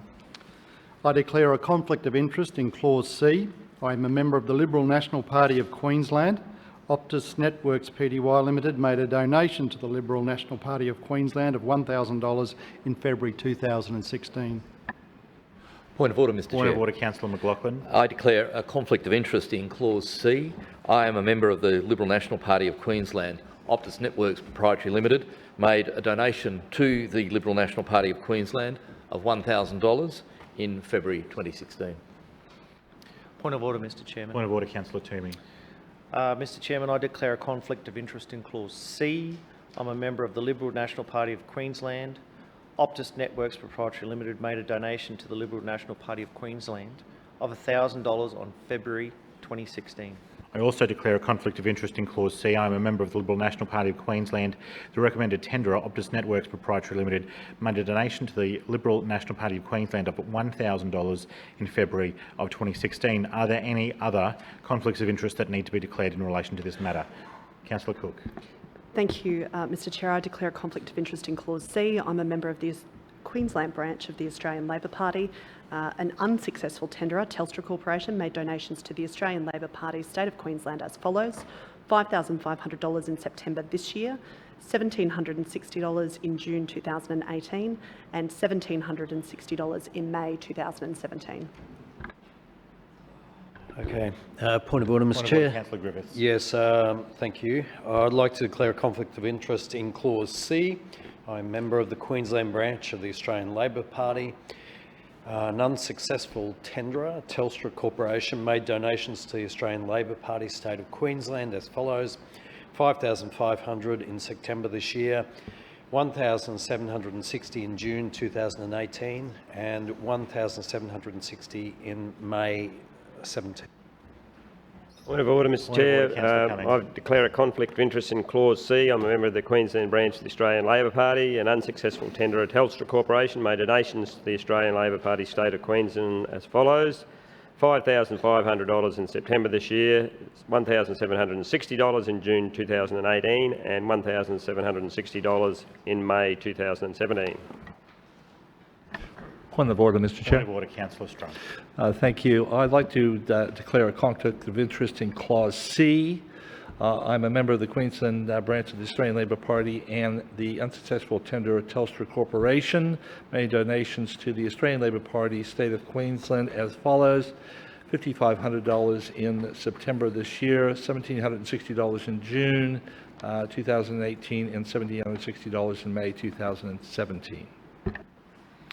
Lord Mayor, as a majority of councillors present have declared a conflict of interest in the matter, may I please have a motion about the delegation of this matter to a relevant delegate in accordance with Section 238 of the City of Brisbane Act 2010? Mr Chair, I move that this chamber resolve that as a majority of councillors present have declared a conflict of interest in this matter, deciding this matter be delegated to the Chief Executive Officer in accordance with Section 238 of the City of Brisbane Act 2010. Seconded. It has been moved by the Lord Mayor, seconded by the Deputy Mayor, that as a majority of councillors present have declared a conflict of interest in this matter, Council resolve that deciding this matter be delegated to the Chief Executive Officer in accordance with Section 238 of the City of Brisbane Act 2010. Is there any debate, Lord Mayor? No. Further debate? Councillor Sri. Thanks, Mr Chair. I'll keep it short because I don't want to hurt the feelings of certain councillors who sometimes get offended when I comment on donations. But I just want to again reiterate my strong concerns about the fact that both the major parties are taking corporate donations from big businesses, and that creates a conflict of interest when they're making important decisions about the future of the city.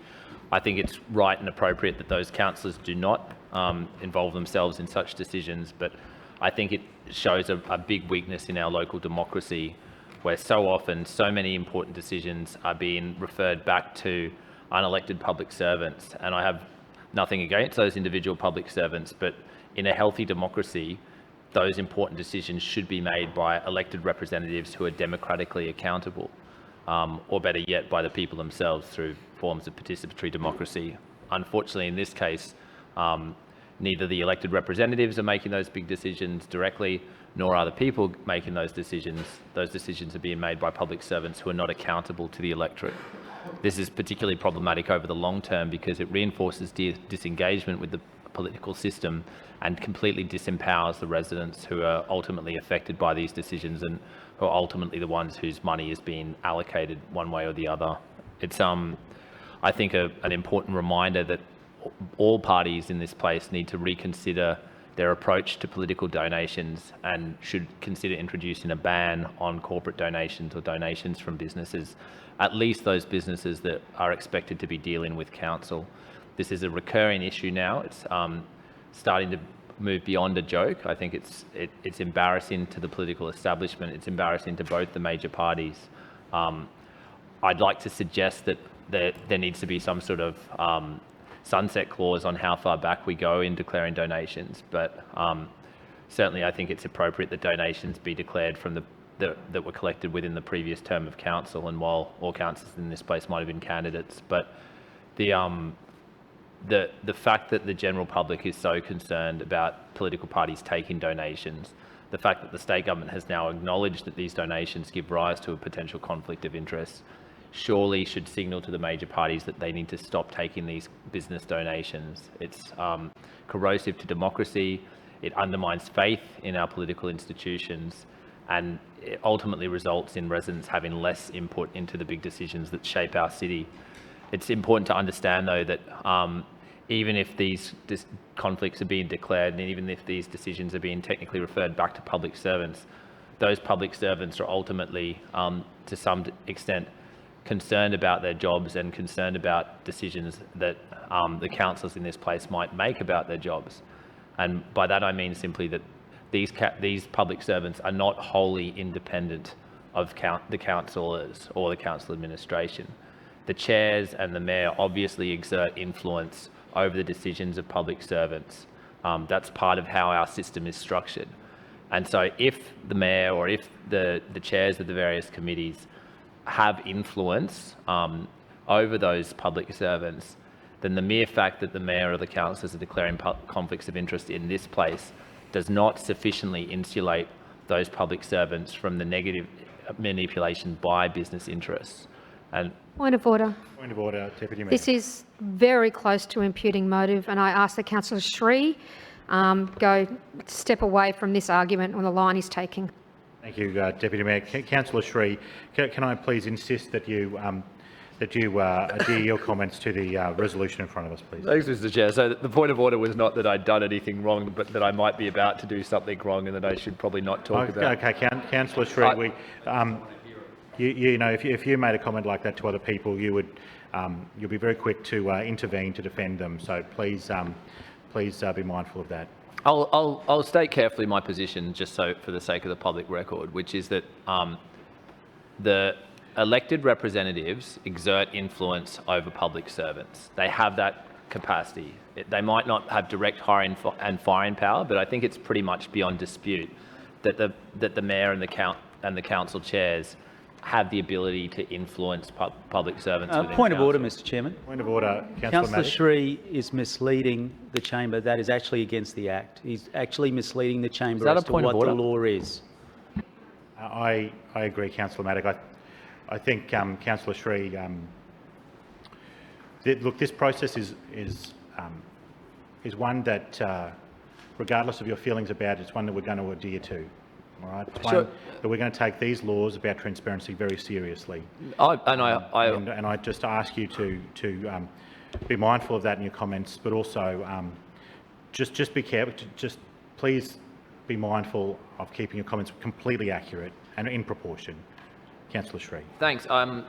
And just to clarify, I don't think anything I've said is in any way inappropriate. And I think if councillors want to have that debate, I welcome them to stand up and say their piece. But on a regular basis, not through inappropriate points of order, but actually pose a question to me if you wish, through you, Mr. Chair. Bring on the questions. Let's have that discussion. But on a regular basis, I hear chairs and the mayor use phrases like, "I'll ask the officers to look into this," or "I've asked the officers to take that into consideration." That form of request coming from an elected representative or a chair or an office bearer is a form of influence. It's not I'm not suggesting it's a corrupt form of influence. I'm not suggesting that it's an inappropriate form of influence, but it is a matter of fact, and I think indisputable, that chairs and the mayor make requests of council officers from time to time. And my point here is that those council officers are not wholly insulated from the influence of the elected representatives. They simply are not. And I think anyone who wants to pretend otherwise is being disingenuous or has completely misunderstood the structure of our political system. It is a matter of fact that there are conversations between elected representatives and public servants. It is a matter of fact that the chairs and the mayor make requests of public servants working within council. So if the council public servants are not wholly insulated from the influence of elected representatives, and we know that the elected representatives are not wholly insulated from the potential conflicts of interest that arise as a result of political parties accepting corporate donations, then it stands to reason that those public servants are not wholly insulated either. And that's not to assert any particular wrongdoing or to accuse anyone in here of misconduct, but it is simply a matter of common sense. And so we need to understand that while it is appropriate and necessary for councillors in this place to declare conflicts of interest, it does not in and of itself sufficiently guard against the corrupting influence of political donations and the potential for businesses to manipulate public decision-making. Further speakers? Lord Mayor. Thank you, Mr. Chair. I didn't intend on speaking, but it's been nauseating to hear another lecture from a councillor who's a member of the political party that received the largest donation in Australian political history, and it was a corporate donation of $1.6 million. A corporate donation, which I previously pointed out, was from a company that encouraged people to travel around the world burning massive amounts of greenhouse gas emissions while doing so.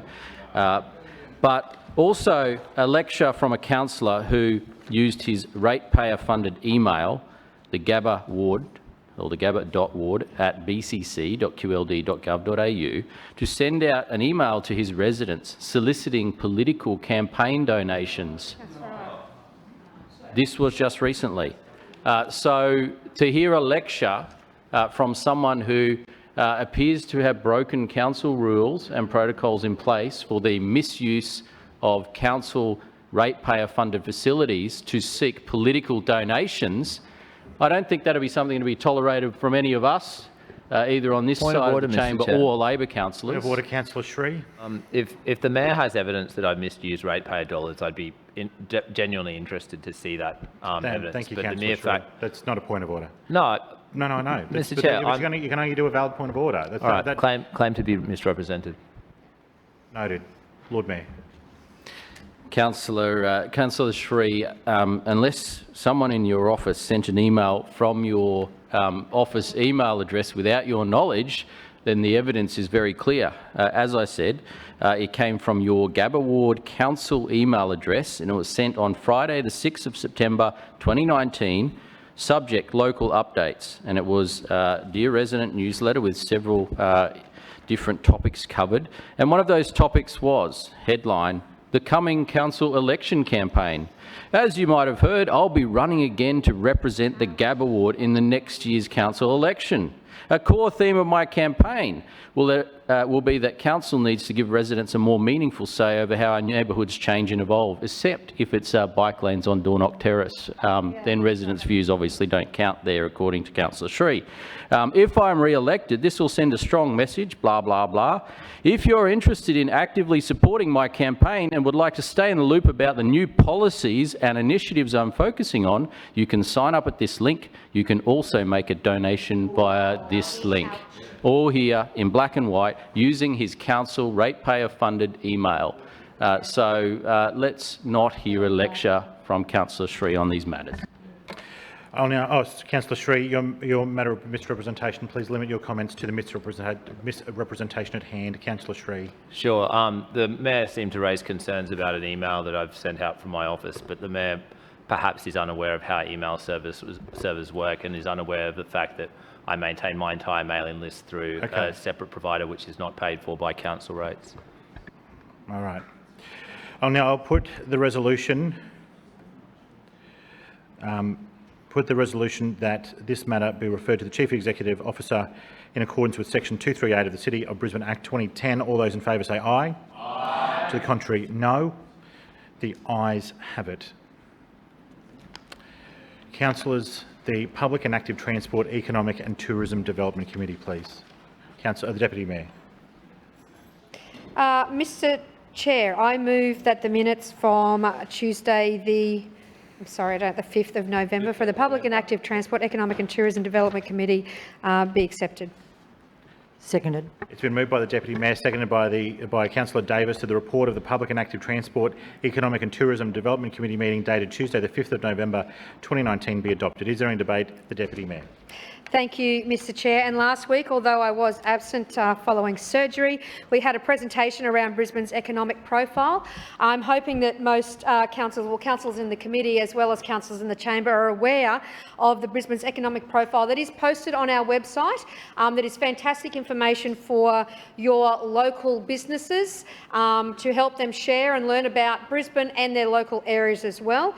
We know that Brisbane is one of the fastest growing capital cities in Australia, and Team Schooner is absolutely committed to supporting our small businesses, our micro businesses as they grow into medium and larger businesses, or just expand their reach as a small business as well.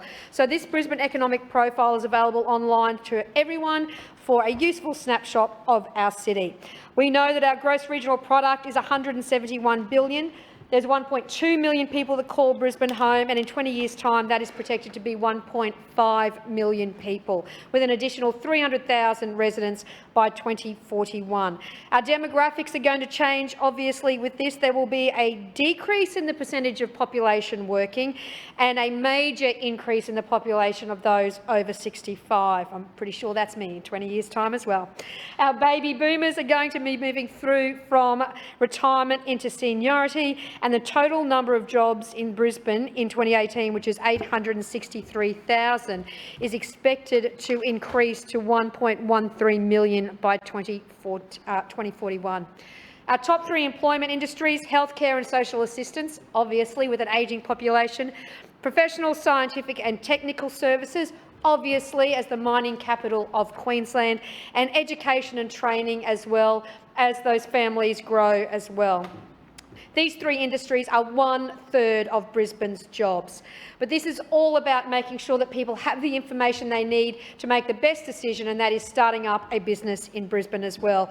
We know that 97% of our 127,000 registered businesses are small businesses, and we're making sure that we are backing them with a whole lot of business-friendly policies that we've announced in the budget and continue to roll out over the coming months as well. Targeted training, network events, empty space activation, fee cuts, 24-hour business hotline, small business liaison services and small business forums, just to mention a few. So we know that through this profile, 32% of Brisbane workers are also going to commute to the city, which is why it is so vital that when 32% of your population is commuting to the city, and then 69% of that population is doing it on buses, not trains, that we deliver the metro. And we deliver it as soon as we possibly can. We are also making sure that we're going to have the businesses that can support those visitors that are coming and pouring the money into our economy as well. 84% domestic visitors, 16% international visitors. We want to attract 9 million overnight visitors extra by 2031. We want to increase that domestic product by 6.5 billion by just one extra night stay in the Brisbane region as well. We are transforming, we are growing up. There is a lot happening in the city of Brisbane. This is the snapshot for this financial year. It's incredibly optimistic about where we're going to the future. I encourage councillors, if they're not aware of it, to get online, have a look at it. Make sure that your locals know about it, know about the information, and with the strong leadership of Team Schrinner, this Brisbane of today will be even better tomorrow. Further speakers? Councillor Shree. Thanks, Mr Chair. I rise to speak to the report, and I guess I'm probably the only councillor in this place who's extremely concerned about the high debt-to-income ratios in this city and the fact that so many residents are mortgaged to the hilt in order to get into the housing market. I don't believe that is economically sustainable, and I think that is a concern that this city should be dealing with more directly. But I wanted to direct my comments specifically to the relationship between the data that was presented and some of the assumptions and priorities Council has in terms of public transport planning. And I offer these comments sincerely and genuinely in the hope that the administration will take them on board, and particularly to the Deputy Mayor. It was interesting in the report to hear that only around 17% of jobs in Brisbane are in the city centre. I might have gotten the figure slightly wrong, but it's a fairly small proportion of the overall number of jobs in the city are in the in a ring. And that lines up with what we've heard from other channels, and that's sort of now fairly well accepted. But the number of people travelling into the city is a lot higher. And it seems that a lot of those people are travelling into the city centre only to travel out again to another part of the city. And I think that reflects in part the way our transport network is designed to be so radial and so centre oriented. And it's a very common concern I hear from residents that it's somewhat easy to get in and out of the city via public transport, but comparatively more difficult to get from one suburb to a couple of suburbs over if you're travelling around the city. And so I think, and I think this is backed up by more and more public transport experts who are issuing similar calls, that we need to have a stronger emphasis on those suburban hubs so that people can travel from one suburb to another without heading into in and out of the city. And I think that goes for vehicle transport as well. It certainly goes for active transport. But the other concern I have, and it'd be interesting to hear if the Deputy Mayor has any thoughts on this, is that when we're making our assumptions about which public transport projects to prioritise and which routes to prioritise, we are guided a fair bit by that census data. I know it's not the only data set we use. We also use our GoCard data and travel data. But the census data focuses overwhelmingly on journeys to work. It doesn't provide a clear or accurate picture of the other places that people are travelling throughout the week, of where they're stopping off to get the shops, or how far away the childcare centre might be from a person's home, etc., etc.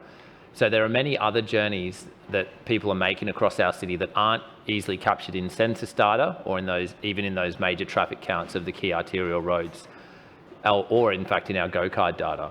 And I think that probably highlights a little bit of a gap in how we've approached transport planning, where we tend to reinforce the routes that are clearly measured and the destinations and journeys that are clearly measured and measurable, and tend to deprioritise those multi-stage journeys, which tend on balance to be more likely to be made by women, but just in general involve multi-stage trips to the shops, to the schools, etc.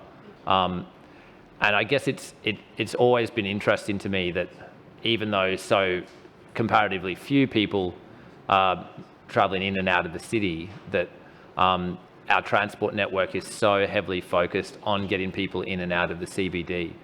And while I'm not in principle opposed to the idea of the Metro project, that too does seem to reinforce that approach of getting people in and out of the city centre. And I understand that as part of that project, we'll be able to theoretically free up more buses for other intersuburban routes.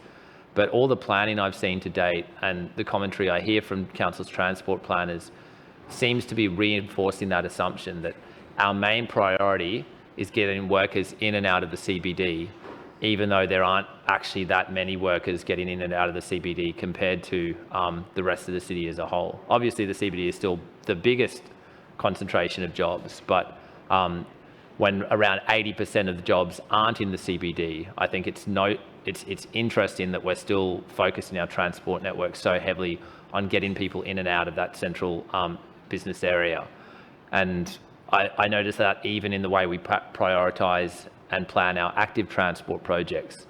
I've already seen a number of bikeway projects, for example, that are essentially focused on getting commuter cyclists in and out of the city centre as much as possible, but as quickly and conveniently as possible, but tend to overlook or deprioritise cycling connections to local destinations such as schools and local shops. So it's easier to get on those bikeways in and out of the city, that lead in and out of the city centre, as opposed to riding down to the local commercial precinct, or for kids to ride to the local school or to the local community centre or library or pool or what have you. So even our active transport network planning is still reinforcing the idea of a radial network where all the cyclists are trying to get in and out of the city, which isn't necessarily the case. And often we lose opportunities to strengthen and support those small business precincts, because if we're focusing on cycling networks that are about getting people in and out of the inner city, we'll tend to direct those cycling routes along creeks or backways, because that's the quickest and easiest way to get the cyclists in and out of the city safely. But it might not be the quickest and easiest way to get cyclists to their local business precinct. And so those local commercial precincts miss out and don't get as much foot traffic or cycling traffic through them, because there aren't good connectors to those precincts. And instead, everyone's riding the bikeway just to get into the CBD.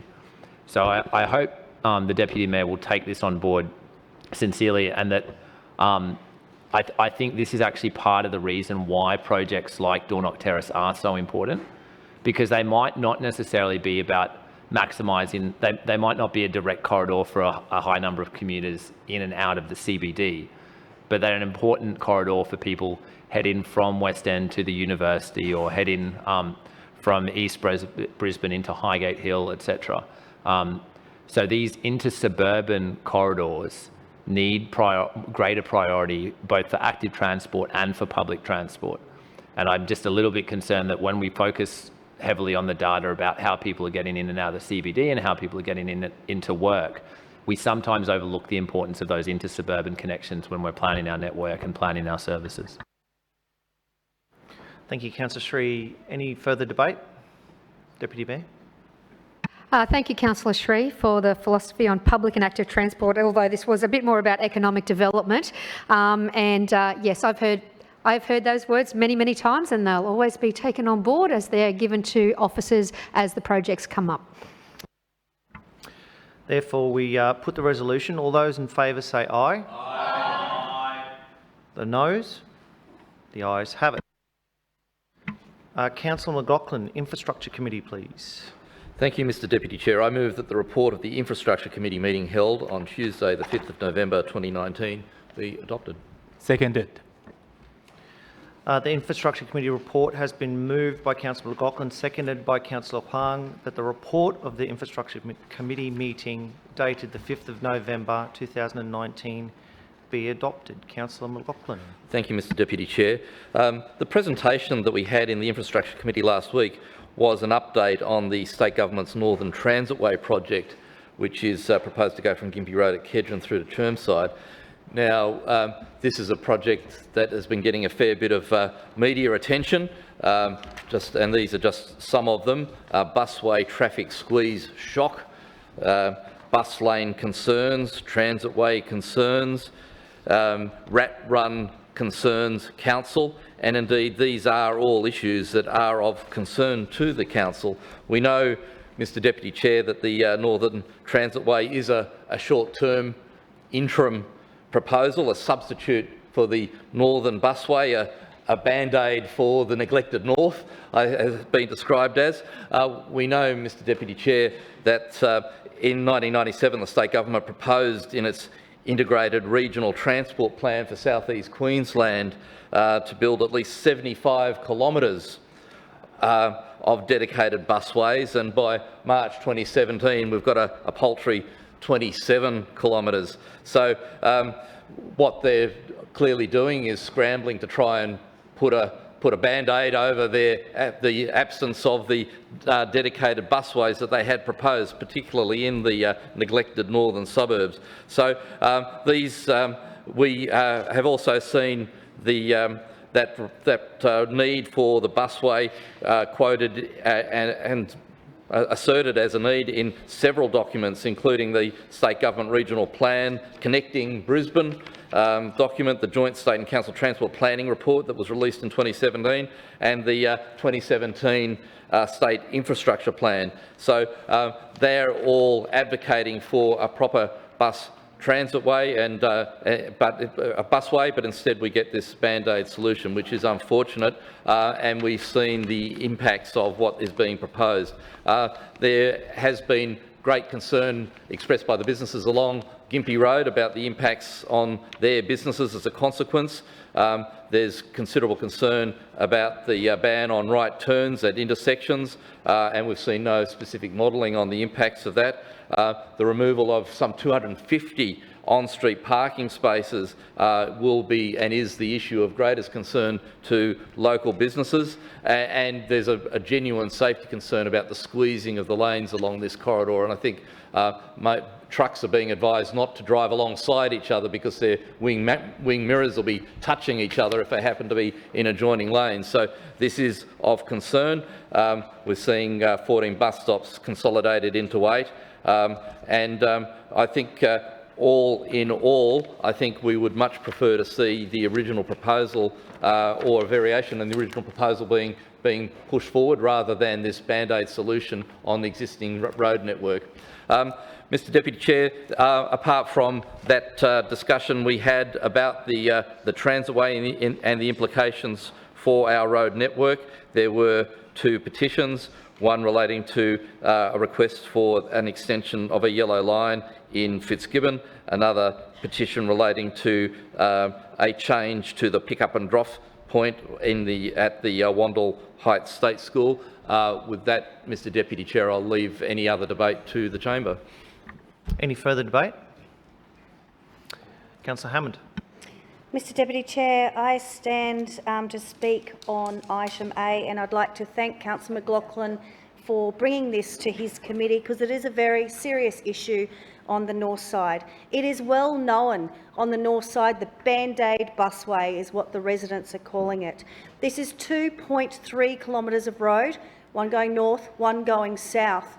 It was only from asking questions. Let me make it clear though before I go into the issues. This side of the chamber are not against fast, affordable public transport, because we absolutely are. What we're calling for is a proper fix to the issues, not a Band-Aid busway. It's only after First of all, this is not the first time I wrote out to residents, but we started a petition on the 7th of March asking the state government to carefully reconsider their plans for this Band-Aid busway. On the 9th of May, I wrote out to residents again, telling them about this Band-Aid busway because their state member would not come out and put any consultation out to the local community about this Band-Aid busway. Not one resident I have spoken to, and I can tell you I've spoken to a lot of residents about this, and they're angry. Not only businesses, but residents are angry. The only correspondence that came out about this Band-Aid busway from the state member was "it's happening" in a flyer. No consultation, not letting people know the dates of the information sessions that were put there. In fact, the state member was led kicking and screaming by a media report because he refused to meet with residents over this very important issue. Now, let me tell you some of the things I found out from the information sessions, which were kept secret and hidden from the community. Unless you knew the questions to ask, you would have no idea of the consequences of this project, not only to the road network of Gympie Road, businesses and residents. The first thing I asked was, how are you going to accommodate the extra lane? Oh, we're reducing the size of the lane width from 3.6 to 3.1. So I went around and spoke to other people who are horrified. I've got one woman, local businesswoman, who went out and found out and spoke to the trucking industry to find out how big some of the trucks are. Now, we know through the state government's report there is more on-road traffic or transport coming in to this city. We know because they've already said it's over 50% increase in the next 10 years of these trucks coming in along our major corridor of Gympie Road on the north side. Some of those trucks, one of my hard-working local businesses who will be drastically affected by this project, she found out that some trucks are actually 3 metres wide. That's not even including the wing mirrors on the cars, Point of order, Mr. Chair. Point of order, Councillor Sri. Will Councillor Hammond take a question about the project? If I have time. Councillor Hammond. If I have time. There is so much to say about this project. Is that a yes or a no? If I have time, when I finish, Councillor Hammond, if you do have time, would you I will take rise? the question if I have time, Thank you. if I don't run out of time. So, on the 9th of May, as I said, I wrote out to residents. On the 2nd of September, I again wrote out to residents to let them know that the information sessions were happening in October. I wrote, because of a concerned resident, I wrote to Minister Bailey on the 26th of June this year. Do you think some 5 months later I have received a response from the responsible minister? That would be no. He hasn't responded to the email.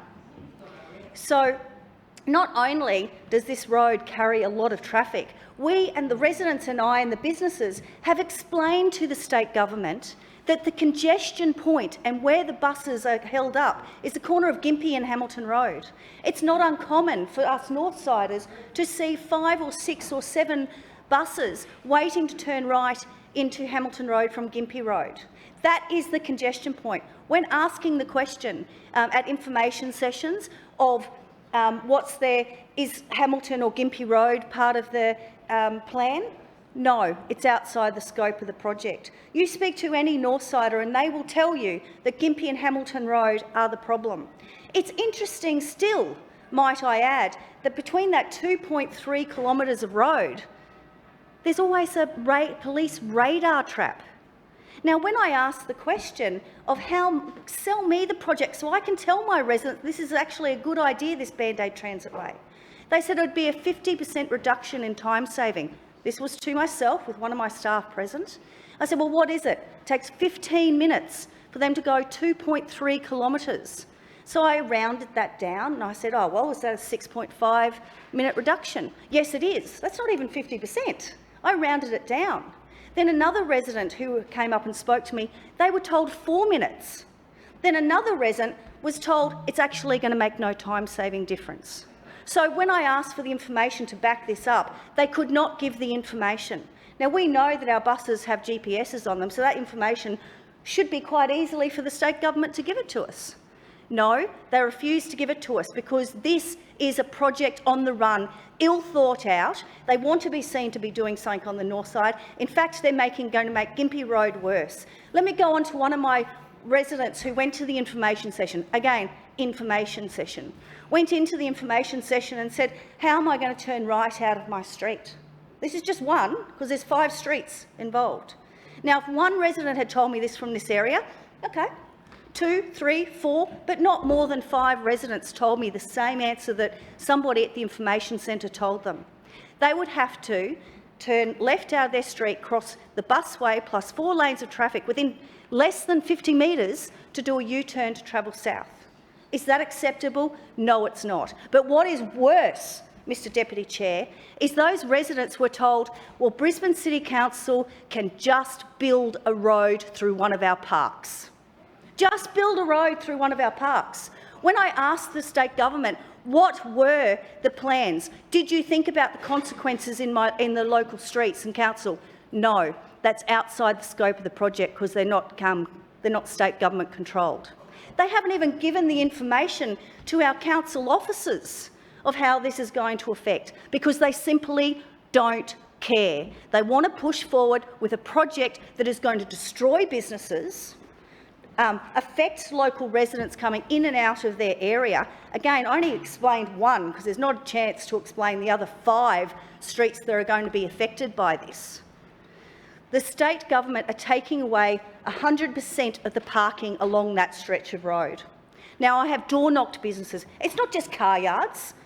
It's not just car yards. I've door-knocked funeral parlours, lawyers and other businesses that are along that stretch of road. They will all be affected.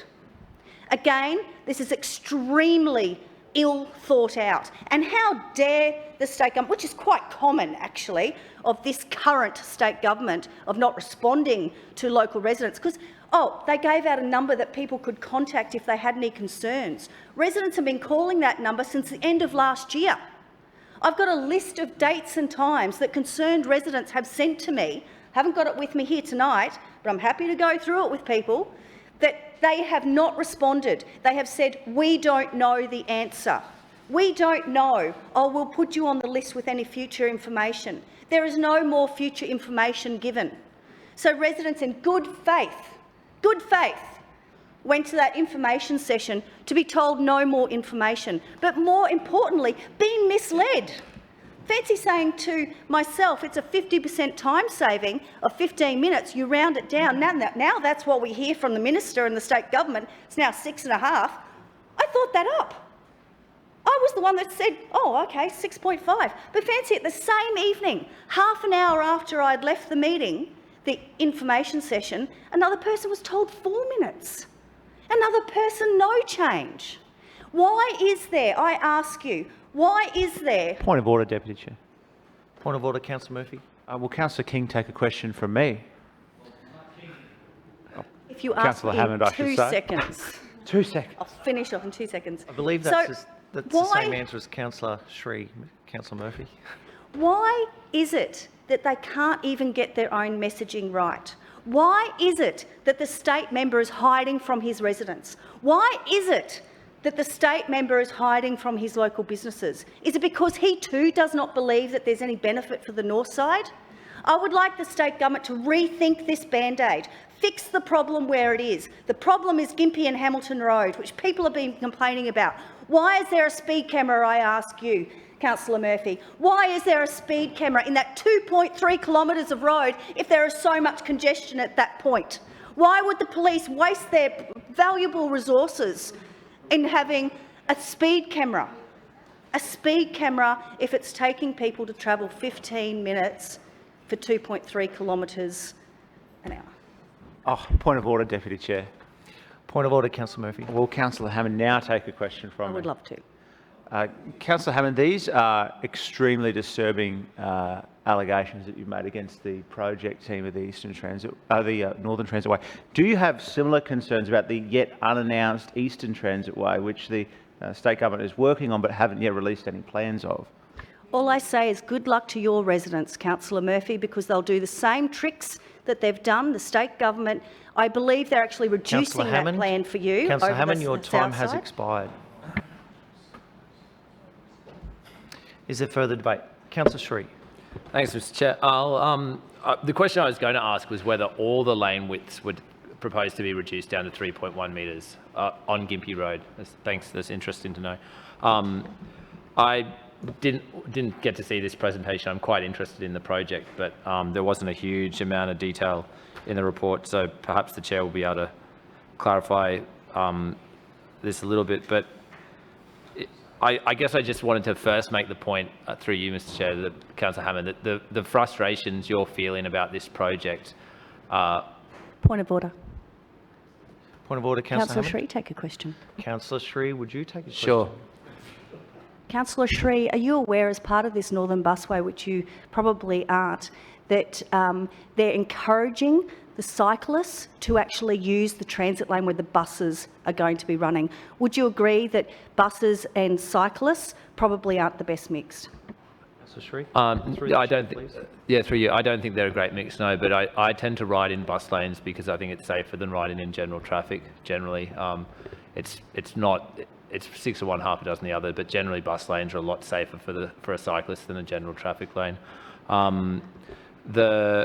I guess what I was about to say, though, through you, Mr. Chair, to Councillor Hammond, is that the frustrations you're feeling about this project are pretty much the same frustrations that residents of my electorate have felt about the Wynnum Road project, where council has spent $115 million widening a 700-metre stretch of road, doing all the stuff you're feeling frustrated about. People feeling. Councillors, can Councillor Sri be heard in silence, please? Thank you. Thanks. Feeling frustrated about the lack of consultation and the project benefits, where that project's only delivering a 50-second improvement to travel time, apparently. So council has said that a road that takes 1.5 minutes to travel down, at the moment there'll be a 50% reduction. Anyway, I don't want to go on about that project, but what I did want to just clarify is what does this administration actually want to happen with this northern corridor? Because it seems to me there's essentially three sorts of options. There's widen the corridor to create separated bus lanes, which seems insanely expensive and would mean a lot of compulsory resumptions and displacing a lot of private landowners. The alternative is to sort of do nothing, which doesn't seem like a particularly good option. Another option would be to take away an existing lane of general traffic, so reduce the number of general traffic lanes that are there at the moment to put in bus lanes. Or presumably the other option is some kind of insanely expensive underground tunnel that would presumably also be well outside anyone's financial capacity to pay for. So I guess I'm just interested, and I'm not offering this as a criticism, but I just want to understand if this council administration is opposed to taking away the car parking for bus lanes, but is also opposed to converting an existing traffic lane into bus lane, and is also opposed to compulsorily acquiring or resuming private property to widen the corridor to create a new lane, and also acknowledges that the government doesn't have the money to do a massive tunnel under Gympie Road or along that corridor. I'm just genuinely interested in what is the solution that the administration's proposing. Certainly, I don't pretend that this is an easy or simple issue, but it does sound like the administration is very, very critical of a solution that's been put on the table, but I don't yet understand what the administration's proposed solution is instead. So I'd just be really interested to hear from Councillor McLaughlin about what the administration does support on this front. Further debate? Councillor McLaughlin. Thank you, Mr Deputy Chair. I'll respond to some of those questions from Councillor Sri. Councillor Sri, you asked about the width of the lanes. Yeah, well, the general traffic lanes are being reduced to 3.1 metres, all of the traffic lanes, and that's from the current, so that's below the current standard, which is 3.3 metres. They'll be separated north-south traffic by concrete barriers in most instances, rather than the existing median strip.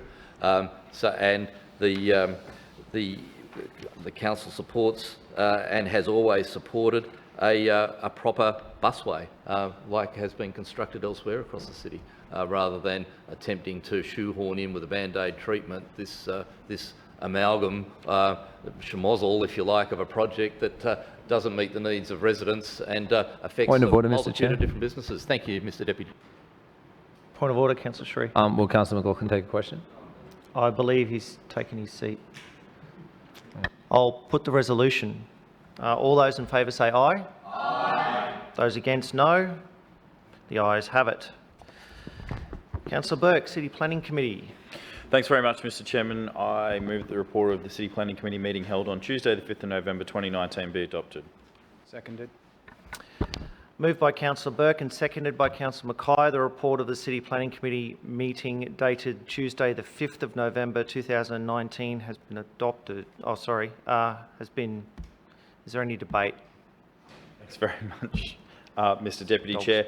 Just before I get to the committee report from last week, it's my pleasure to inform the Chamber that the QBCC last week took action against a private certifier who, for a long time, as councillors in this place would know, was acting in a way that wasn't consistent with the rules of being a private certifier.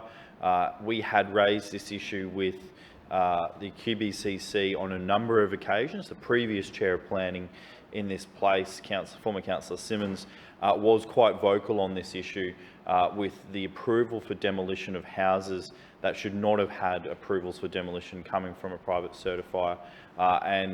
Finally, and it should not have taken the amount of effort by this council for action to be taken by the QBCC, but finally they have listened and they have withdrawn the private certifier's ability to issue certifications for demolition applications, and indeed for anything to do with private certifying.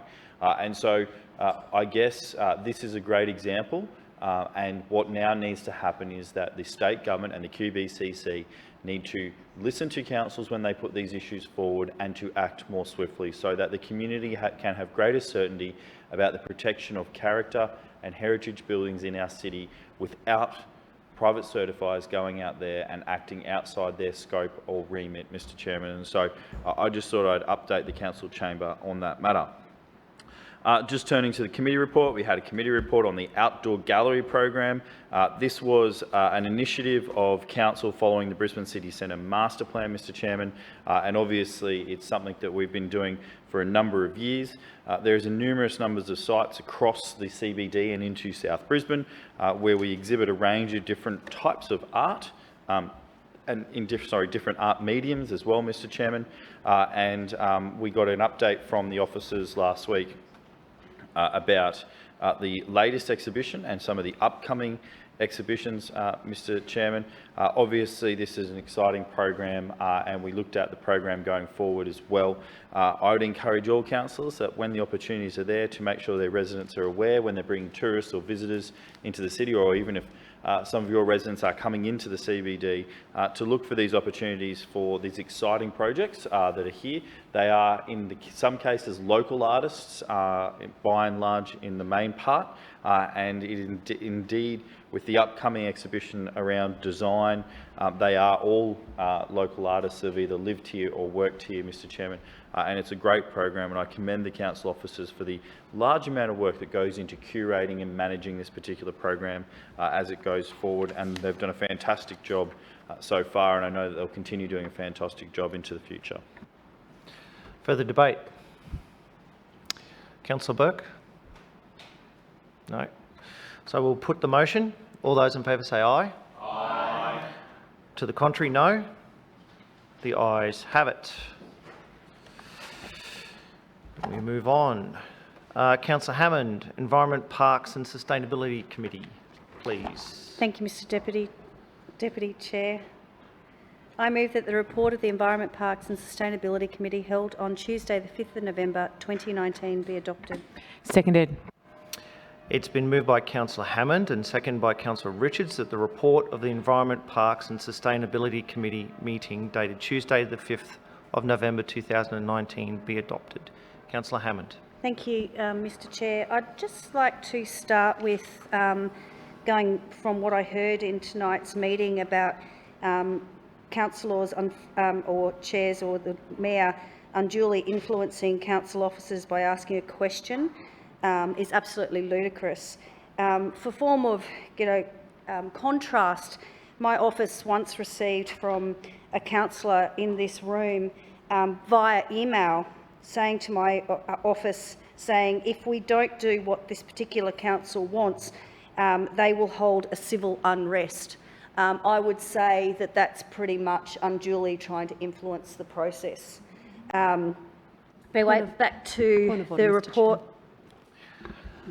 Point of order, Councillor Cook. We had a similar issue a couple of weeks ago with impugning motive, an unspecified councillor in this place, which leaves us all open to that allegation. If Councillor Hammond could specify the councillor, that would be appreciated, or withdraw the comment. Councillor Hammond, can I ask you to exercise some caution with your comments, please, moving forward? Thank you.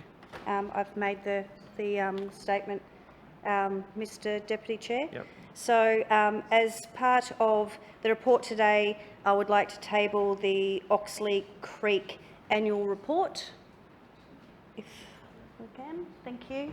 And I'll leave the rest of the debate to the chamber. There was a couple of petitions as part of the chamber report. Thank you, Councillor Hammond. Further debate? Being no debate, Councillor Hammond, right of reply? No. I'll put the motion. All those in favour say aye. Aye. Those to the contrary, no. The ayes have it. Move on to field services. Councillor Howard.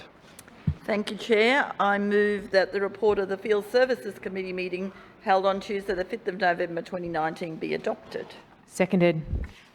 It's been moved by Councillor Howard and seconded by Councillor Richards that the report of the Field Services Committee dated Tuesday the 5th of November 2019 be adopted. Councillor Thank Howard. you, Mr Deputy Sorry. Chair. We had a committee presentation on the Collections Liaison Team, Waste and Resource Recovery Services, A Day in the Life, and it was a very interesting presentation by our Chair of Waste and Resource Recovery Services, our Manager of Waste and Resource Recovery Services. And Mr Deputy Chair, through you, the presentation was about the Collections Liaison Team and the critical the critical role they play in maintaining high resident satisfaction rates for waste collection and recycling. And the team has built a strong working relationship with each contractor and achieves great service outcomes. So, Mr Deputy Chair, I just want to once again put on record my great thanks to the amazing officers that we have in all of the field services team, but particularly today I would like to pay special mention to our waste and resource recovery services team and particularly to our collections liaison team. Thank you. Further debate? There being no debate, Councillor Howard? No. Then we'll move on to putting the motion. All those in favour say aye. Aye. To the contrary, no. The ayes have it.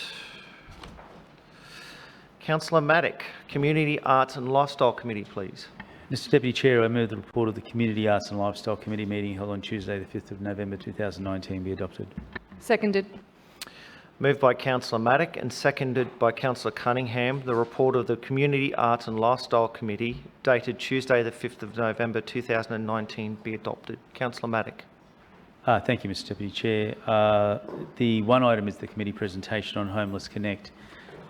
This program has been in place for a number of years, implemented by this side of the chamber in its response to the needs of the homeless. I think it's always important to be able to speak on this report because I really want to acknowledge the work of the officers in organising the event, working so closely with the many stakeholders that attend and support the event.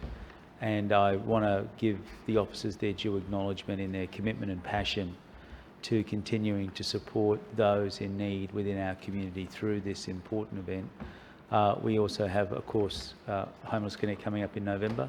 for those councillors in the chamber who haven't had the opportunity to go but would like to attend or participate, I encourage you to do so.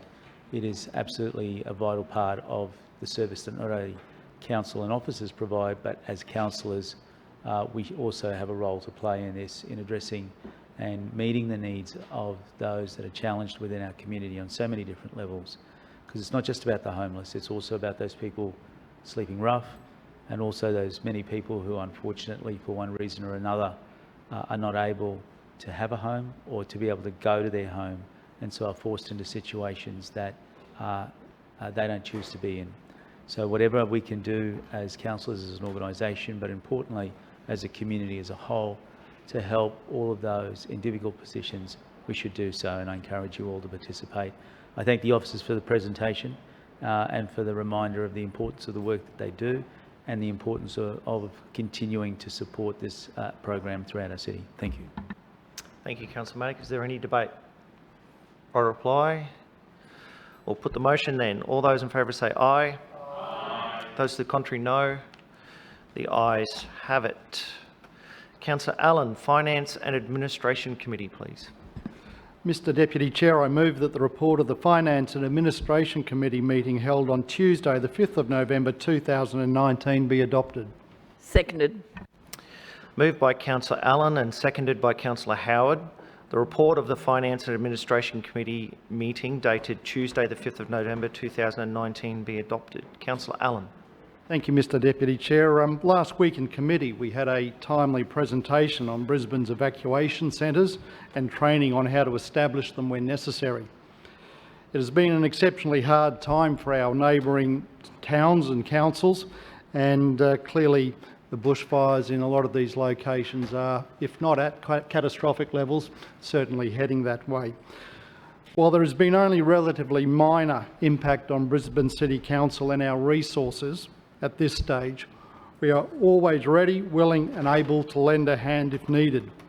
This can include our SES volunteers, our vehicles, trained staff or even our evacuation centres. Tuesday's committee focused on the Emergency Human Services operational team capability. The team is made up primarily of members from Council's Lifestyle and Community Services Division and supported by liaison officers from key external agencies during a disaster event. As a first responder, the team's role in managing a disaster evacuation centre is to coordinate support agencies such as the Australian Red Cross, or QPS, and manage ongoing assessment of resource requirements and arrange for additional support from Council. Each year, Council conducts an exercise on how Council responds to a disaster event where an evacuation centre is required. This was held at the RNA Showgrounds, which is one of our largest evacuation centres, holding more than 20,000 people as an assembly area, or almost 650 as an evacuation centre. The drill included 160 participants from 14 different agencies. Our Emergency Human Services operational team are also responsible for volunteer management, whether that be coordinating volunteers or identifying any volunteer opportunities. A great example of this is the Mud Army from 2011 floods. There were more than 50,000 volunteers assisting over that first weekend. However, one of the learnings we took from that particular exercise was that most of the volunteers actually didn't register, so we had 23,000 registered volunteers and 50,000 active in the field. So clearly there's a role to play there in managing volunteer registration. In relation to donations, Council works with a not-for-profit called Give It to help organise donations during a disaster. And these donations come in many forms, and by using the Give It platform we're able to encourage certain types of donations of goods and services and direct them to those locations specifically in need. Our public messaging during this time would reflect an encouragement, if you like, to residents who can give, to ensure that they give goods that have a direct need and that will assist communities in most need. During the committee, we had a question on how councillors can actually engage with our local disaster coordination centre and the liaison cells. At this point in time, we don't have a direct policy or process for how councillors can engage, but we are going to review the councillor disaster management kit and create a process whereby local councillors can engage with their local evacuation centre. Also during committee, we had a petition response. The petition in question was a request to accept a change.org petition against a development in Toowong. The change.org petition, or the original one, had 1,300 signatures, with the petition to the change.org petition having 15. Now, Council does not accept change.org petitions or any other online platforms unless they comply with our policy. Under Council's policy, petitions require a minimum of 3 signatures, the names and residential addresses of those signing the petition. Council requires the information to verify the petitioner's details, their support for the petition, and to communicate the result of the petition to them. These are the same requirements that the Queensland and Australian governments have for petitions.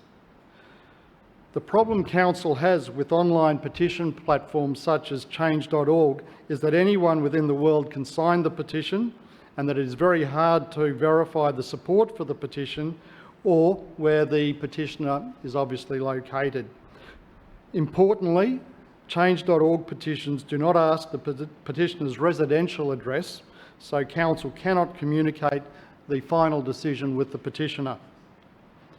There were some comments in committee as to whether Council has ever attempted to communicate with change.org about Council requirements, or if there is any room moving forward to accept online petition platforms. The current policy does not prevent a third-party online petition platform from being accepted by Council, provided they meet our guidelines. Though, I think when you are signing up with an overseas platform such as change.org, you need to be conscious of the fact that your data will be going to a platform outside of Australia, and I understand some of this data may be on-sold. Now, we recognise that people are preferring to move to online solutions and that paper petitions are perhaps becoming a thing of the past. And that is exactly why Council has established our e-petition platform, which certainly provides all of the requirements to meet our guidelines. I think the platform is straightforward, it's easy for people to use. We would encourage petitioners to use the e-petition platform, and I'll leave further debate to the chamber. Further speakers, Councillor Strunk. Yes, before I speak, I'd like item C taken serially for voting purposes. Item C? Yes, thank you. For voting, yep. Right, Mr Chair, I rise to speak on item C, the petition for Council to accept the change.org petition. Mr Chair, we've decided not to support the recommendation because we feel that Council has not engaged with the petitioners in a meaningful way and dismissed this change.org petition process because it didn't conform, which we've just heard from the Chair. Mr Chairman, this is really not a fair and equitable way of having a conversation with our ratepayers. I understand that it is preferable to have a residential address of a petitioner to confirm authenticity. But at the same time, Mr Chair, it's important that we move with the times, and if residents deem that an email address, the city, the country, the postcode, and there is even an option for a finger signature, right? Well, then why not have a look at this and have a discussion in the very least? Just saying no isn't an answer or good public policy. It shows the intractability of moving with the times by this administration. Surely it's an important democratic expression, petitions, by the very people who pay our wages, and should not be dismissed out of hand. Mr Chair, Labor will always look for solutions when the question when the question, when we request in the public interest, should this administration, sorry, didn't write that one very well. So I think it's always important that we undertake a conversation with our residents because it's important that we understand what they're thinking and how they're thinking, and we should always be able to have that conversation with them because it is a democratic process, petitions, and it's an important one, and we should always respect their views. So thank you, Mr. Chair. Further speakers? There being none, Councillor Allen. Thank you, Mr. Chair.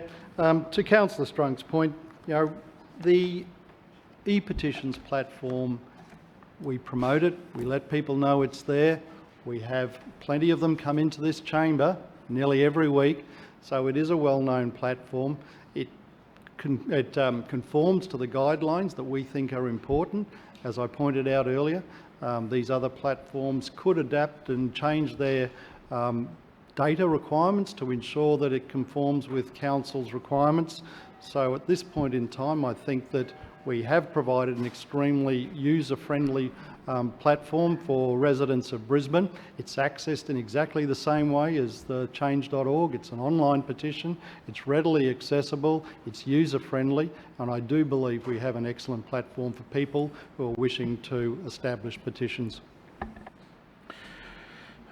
I'll now put the resolution for items A and B. All those in favour of items A and B say aye. Aye. To the contrary, no. The ayes have it. I now will put item C. All those in favour say aye. Aye. To the contrary, no. No. The ayes have it. Division. Division by Councillor Cook and Councillor Strunk. Ayes to my right, noes to my left. Please ring the bells.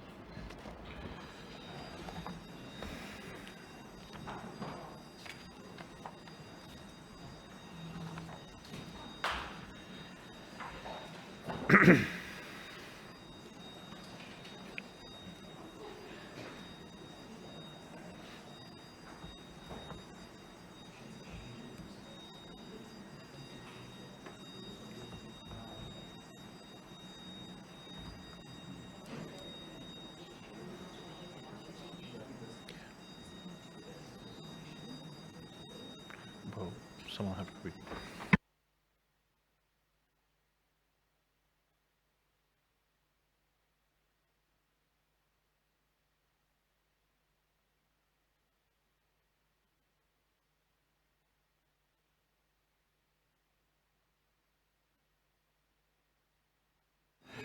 Attendants, please close the bars. Clerks, please read the result. Mr. Chair, the ayes have it, the voting being 15 in favour and 3 against. The ayes have it. Please return to your seats.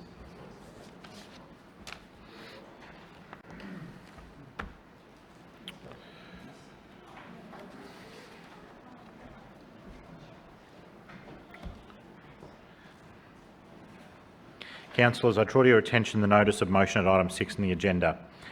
Disappointingly, this motion is not a valid motion as is subject to an existing legal impediment pursuant to section 37(1)(e) of the Meetings Local Law 2001. I have received the following advice. The development application is an impact accessible development application and subject to the development assessment rules prepared under section 68 of the Planning Act 2016. Currently, the proposed development application is within Part 3 information request of the development assessment process. The motion is that Council rejects the development application. The intent of the motion is to refuse the development application, which falls within Part 5 decision of the development assessment rules. Relevantly, section 21(1) states that the assessment manager cannot decide the application until parts 1, 2, 3 and 4 as relevant to the application have ended. As the development application is impact accessible, parts 3 and 4 of the development assessment rules are relevant and not yet completed. Accordingly, Council is prohibited from deciding this matter at this time. Thus, I rule this notified motion out of order. Councillors, are there any petitions? Councillor Griffiths. Yes, thank you, Mr. Chair. I present a petition on behalf of Councillor Cook, just in relation to some issues in relation to a tree protection zone. Thank you. Any other petitions? May I please have a resolution? Mr Chair, I move that the petitions as presented be received and referred to the committee concerned for consideration and report. Seconded. It's been moved by Councillor Richards, seconded by Councillor Griffiths, that all petitions as presented be received and referred to the committee concerned for consideration and report. All those in favour say aye. Aye. The contrary, no. The ayes have it. Councillors, are there any statements required as a result of a councillor conduct review panel order? Councillors, are there any matters of general business? Councillor Huang. Thank you, Mr Chair. I rise to speak with great cheer and pride on the delivery of Player Street connection in Upper Margaret by the Schreiner administration. Mr Chair, on Thursday, 31st October at 5 a.m., the light switched on at the newly completed Player Street connection. On that morning, I arrived at the intersection of Castles Road and Player Street at 4:55 a.m. and hoping to witness firsthand the switching on moment of this important piece of infrastructure that has been longed for by the local residents. I thought I would be the first car using this road. However, after I parked my car and spoke to a traffic officer who was there, I was told there was already a car using this connection to enter Castles Road. Well, at least I was one of the first cars drive into Player Street from Castles Road. So that makes me very proud of it. Mr. Chair, can I inform the Chamber, Player Street does make traffic going in and out of northern exits of Castles Road much safer. Mr. Chair, police data shows that between 2007 and 2018, there were 30 crashes on Castles Road and Clement Street intersection, 52 crashes on Castles Road and McGregor Street intersection. Council's modelling and planning predicts that this upgrade will prevent up to 75% of crashes for Castles Road and Clement Street intersection. Now, with the completion of Player Street connection, local residents, as well as parents, students, and teaching staff from Upper Margaret State School is now having a much safer access to their home and the school. Mr. Chair, Player Street connection not only improves safety on this intersection, it also improves the traffic efficiency on state-controlled Castles Road. Traffic modelling shows this connection will reduce waiting time on Castles Road from 235 seconds to 140 seconds, and waiting time on Player Street entering Castles Road will reduce from 4 minutes to 40 seconds. Despite the benefits it's going to bring to the state-controlled Castles Road and being identified by the state as part of Brisbane Urban Corridor, state has refused to contribute any funding to this project. I remember the countless attempts and efforts the then Infrastructure Chair Amanda Cooper and I tried to lobby the state to contribute to this project that has significant benefits to Castles Road, but the state has refused to pay a cent. Mr. Chair, I would simply like to conclude by thanking Lawmaker Adrian Schreiner for his support and leadership in delivering this significant infrastructure project that is not only making traffic flow more efficiently along this corridor, but more importantly, getting our Brisbane residents home quicker and safer. Thank you, Councillor Huang. Further speakers? Councillor Wines, welcome to the microphone. Thank you, Councillor Toomey. Look, I just wanted to speak in general business very quickly about some recent community events and to thank some local community organisations for the excellent work that they've done.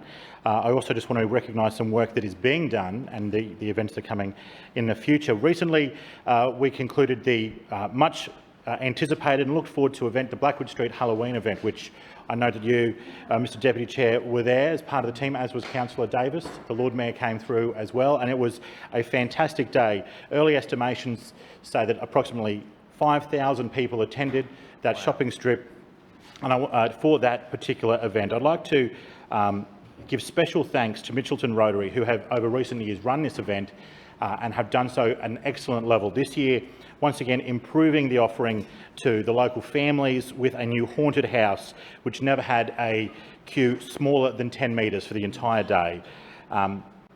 And the screams coming from the haunted house echoed through the neighbourhood. So we knew they did something right. Can I please give special recognition to Lee Hurst and the Hurst family, Mr Dean Parham and in particular Club President Sandy Maguire.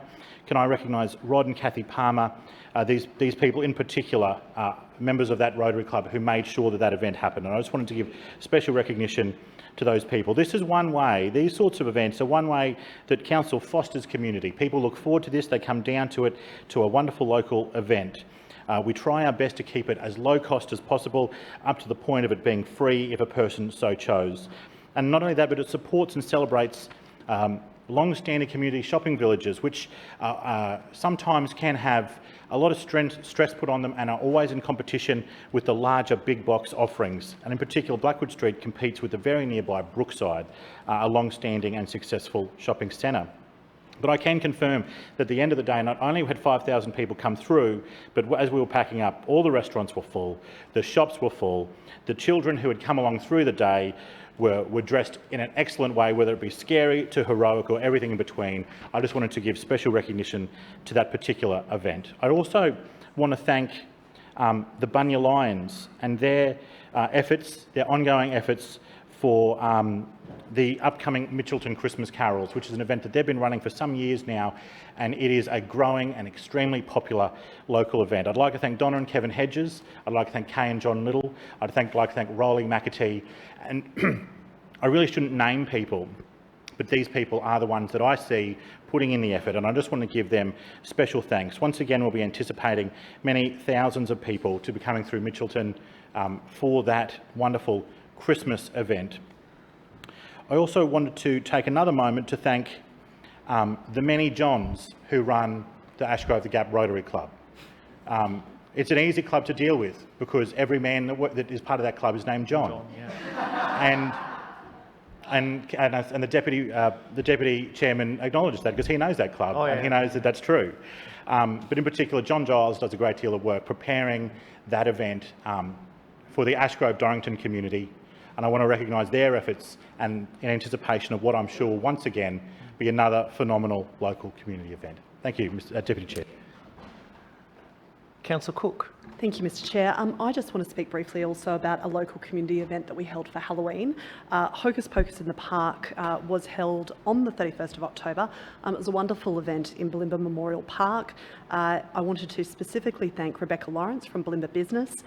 She had founded this event. It's been running for some 7 years. The former councillor for Morningside, Shane Sutton, had done a wonderful job with this event as well over the last couple of years. And Rebecca has taken up the mantle again this year and delivered fabulous event for thousands of local residents. We had lots of free activities.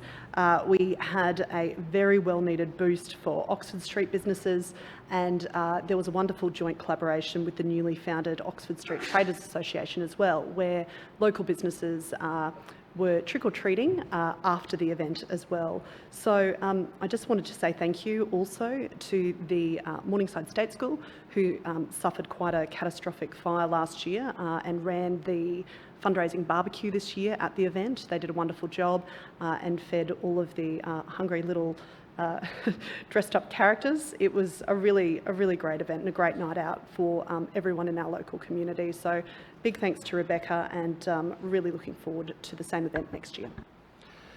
Thank you, Councillor Cook. Further speakers? There be no one rising to their feet. I declare the meeting closed.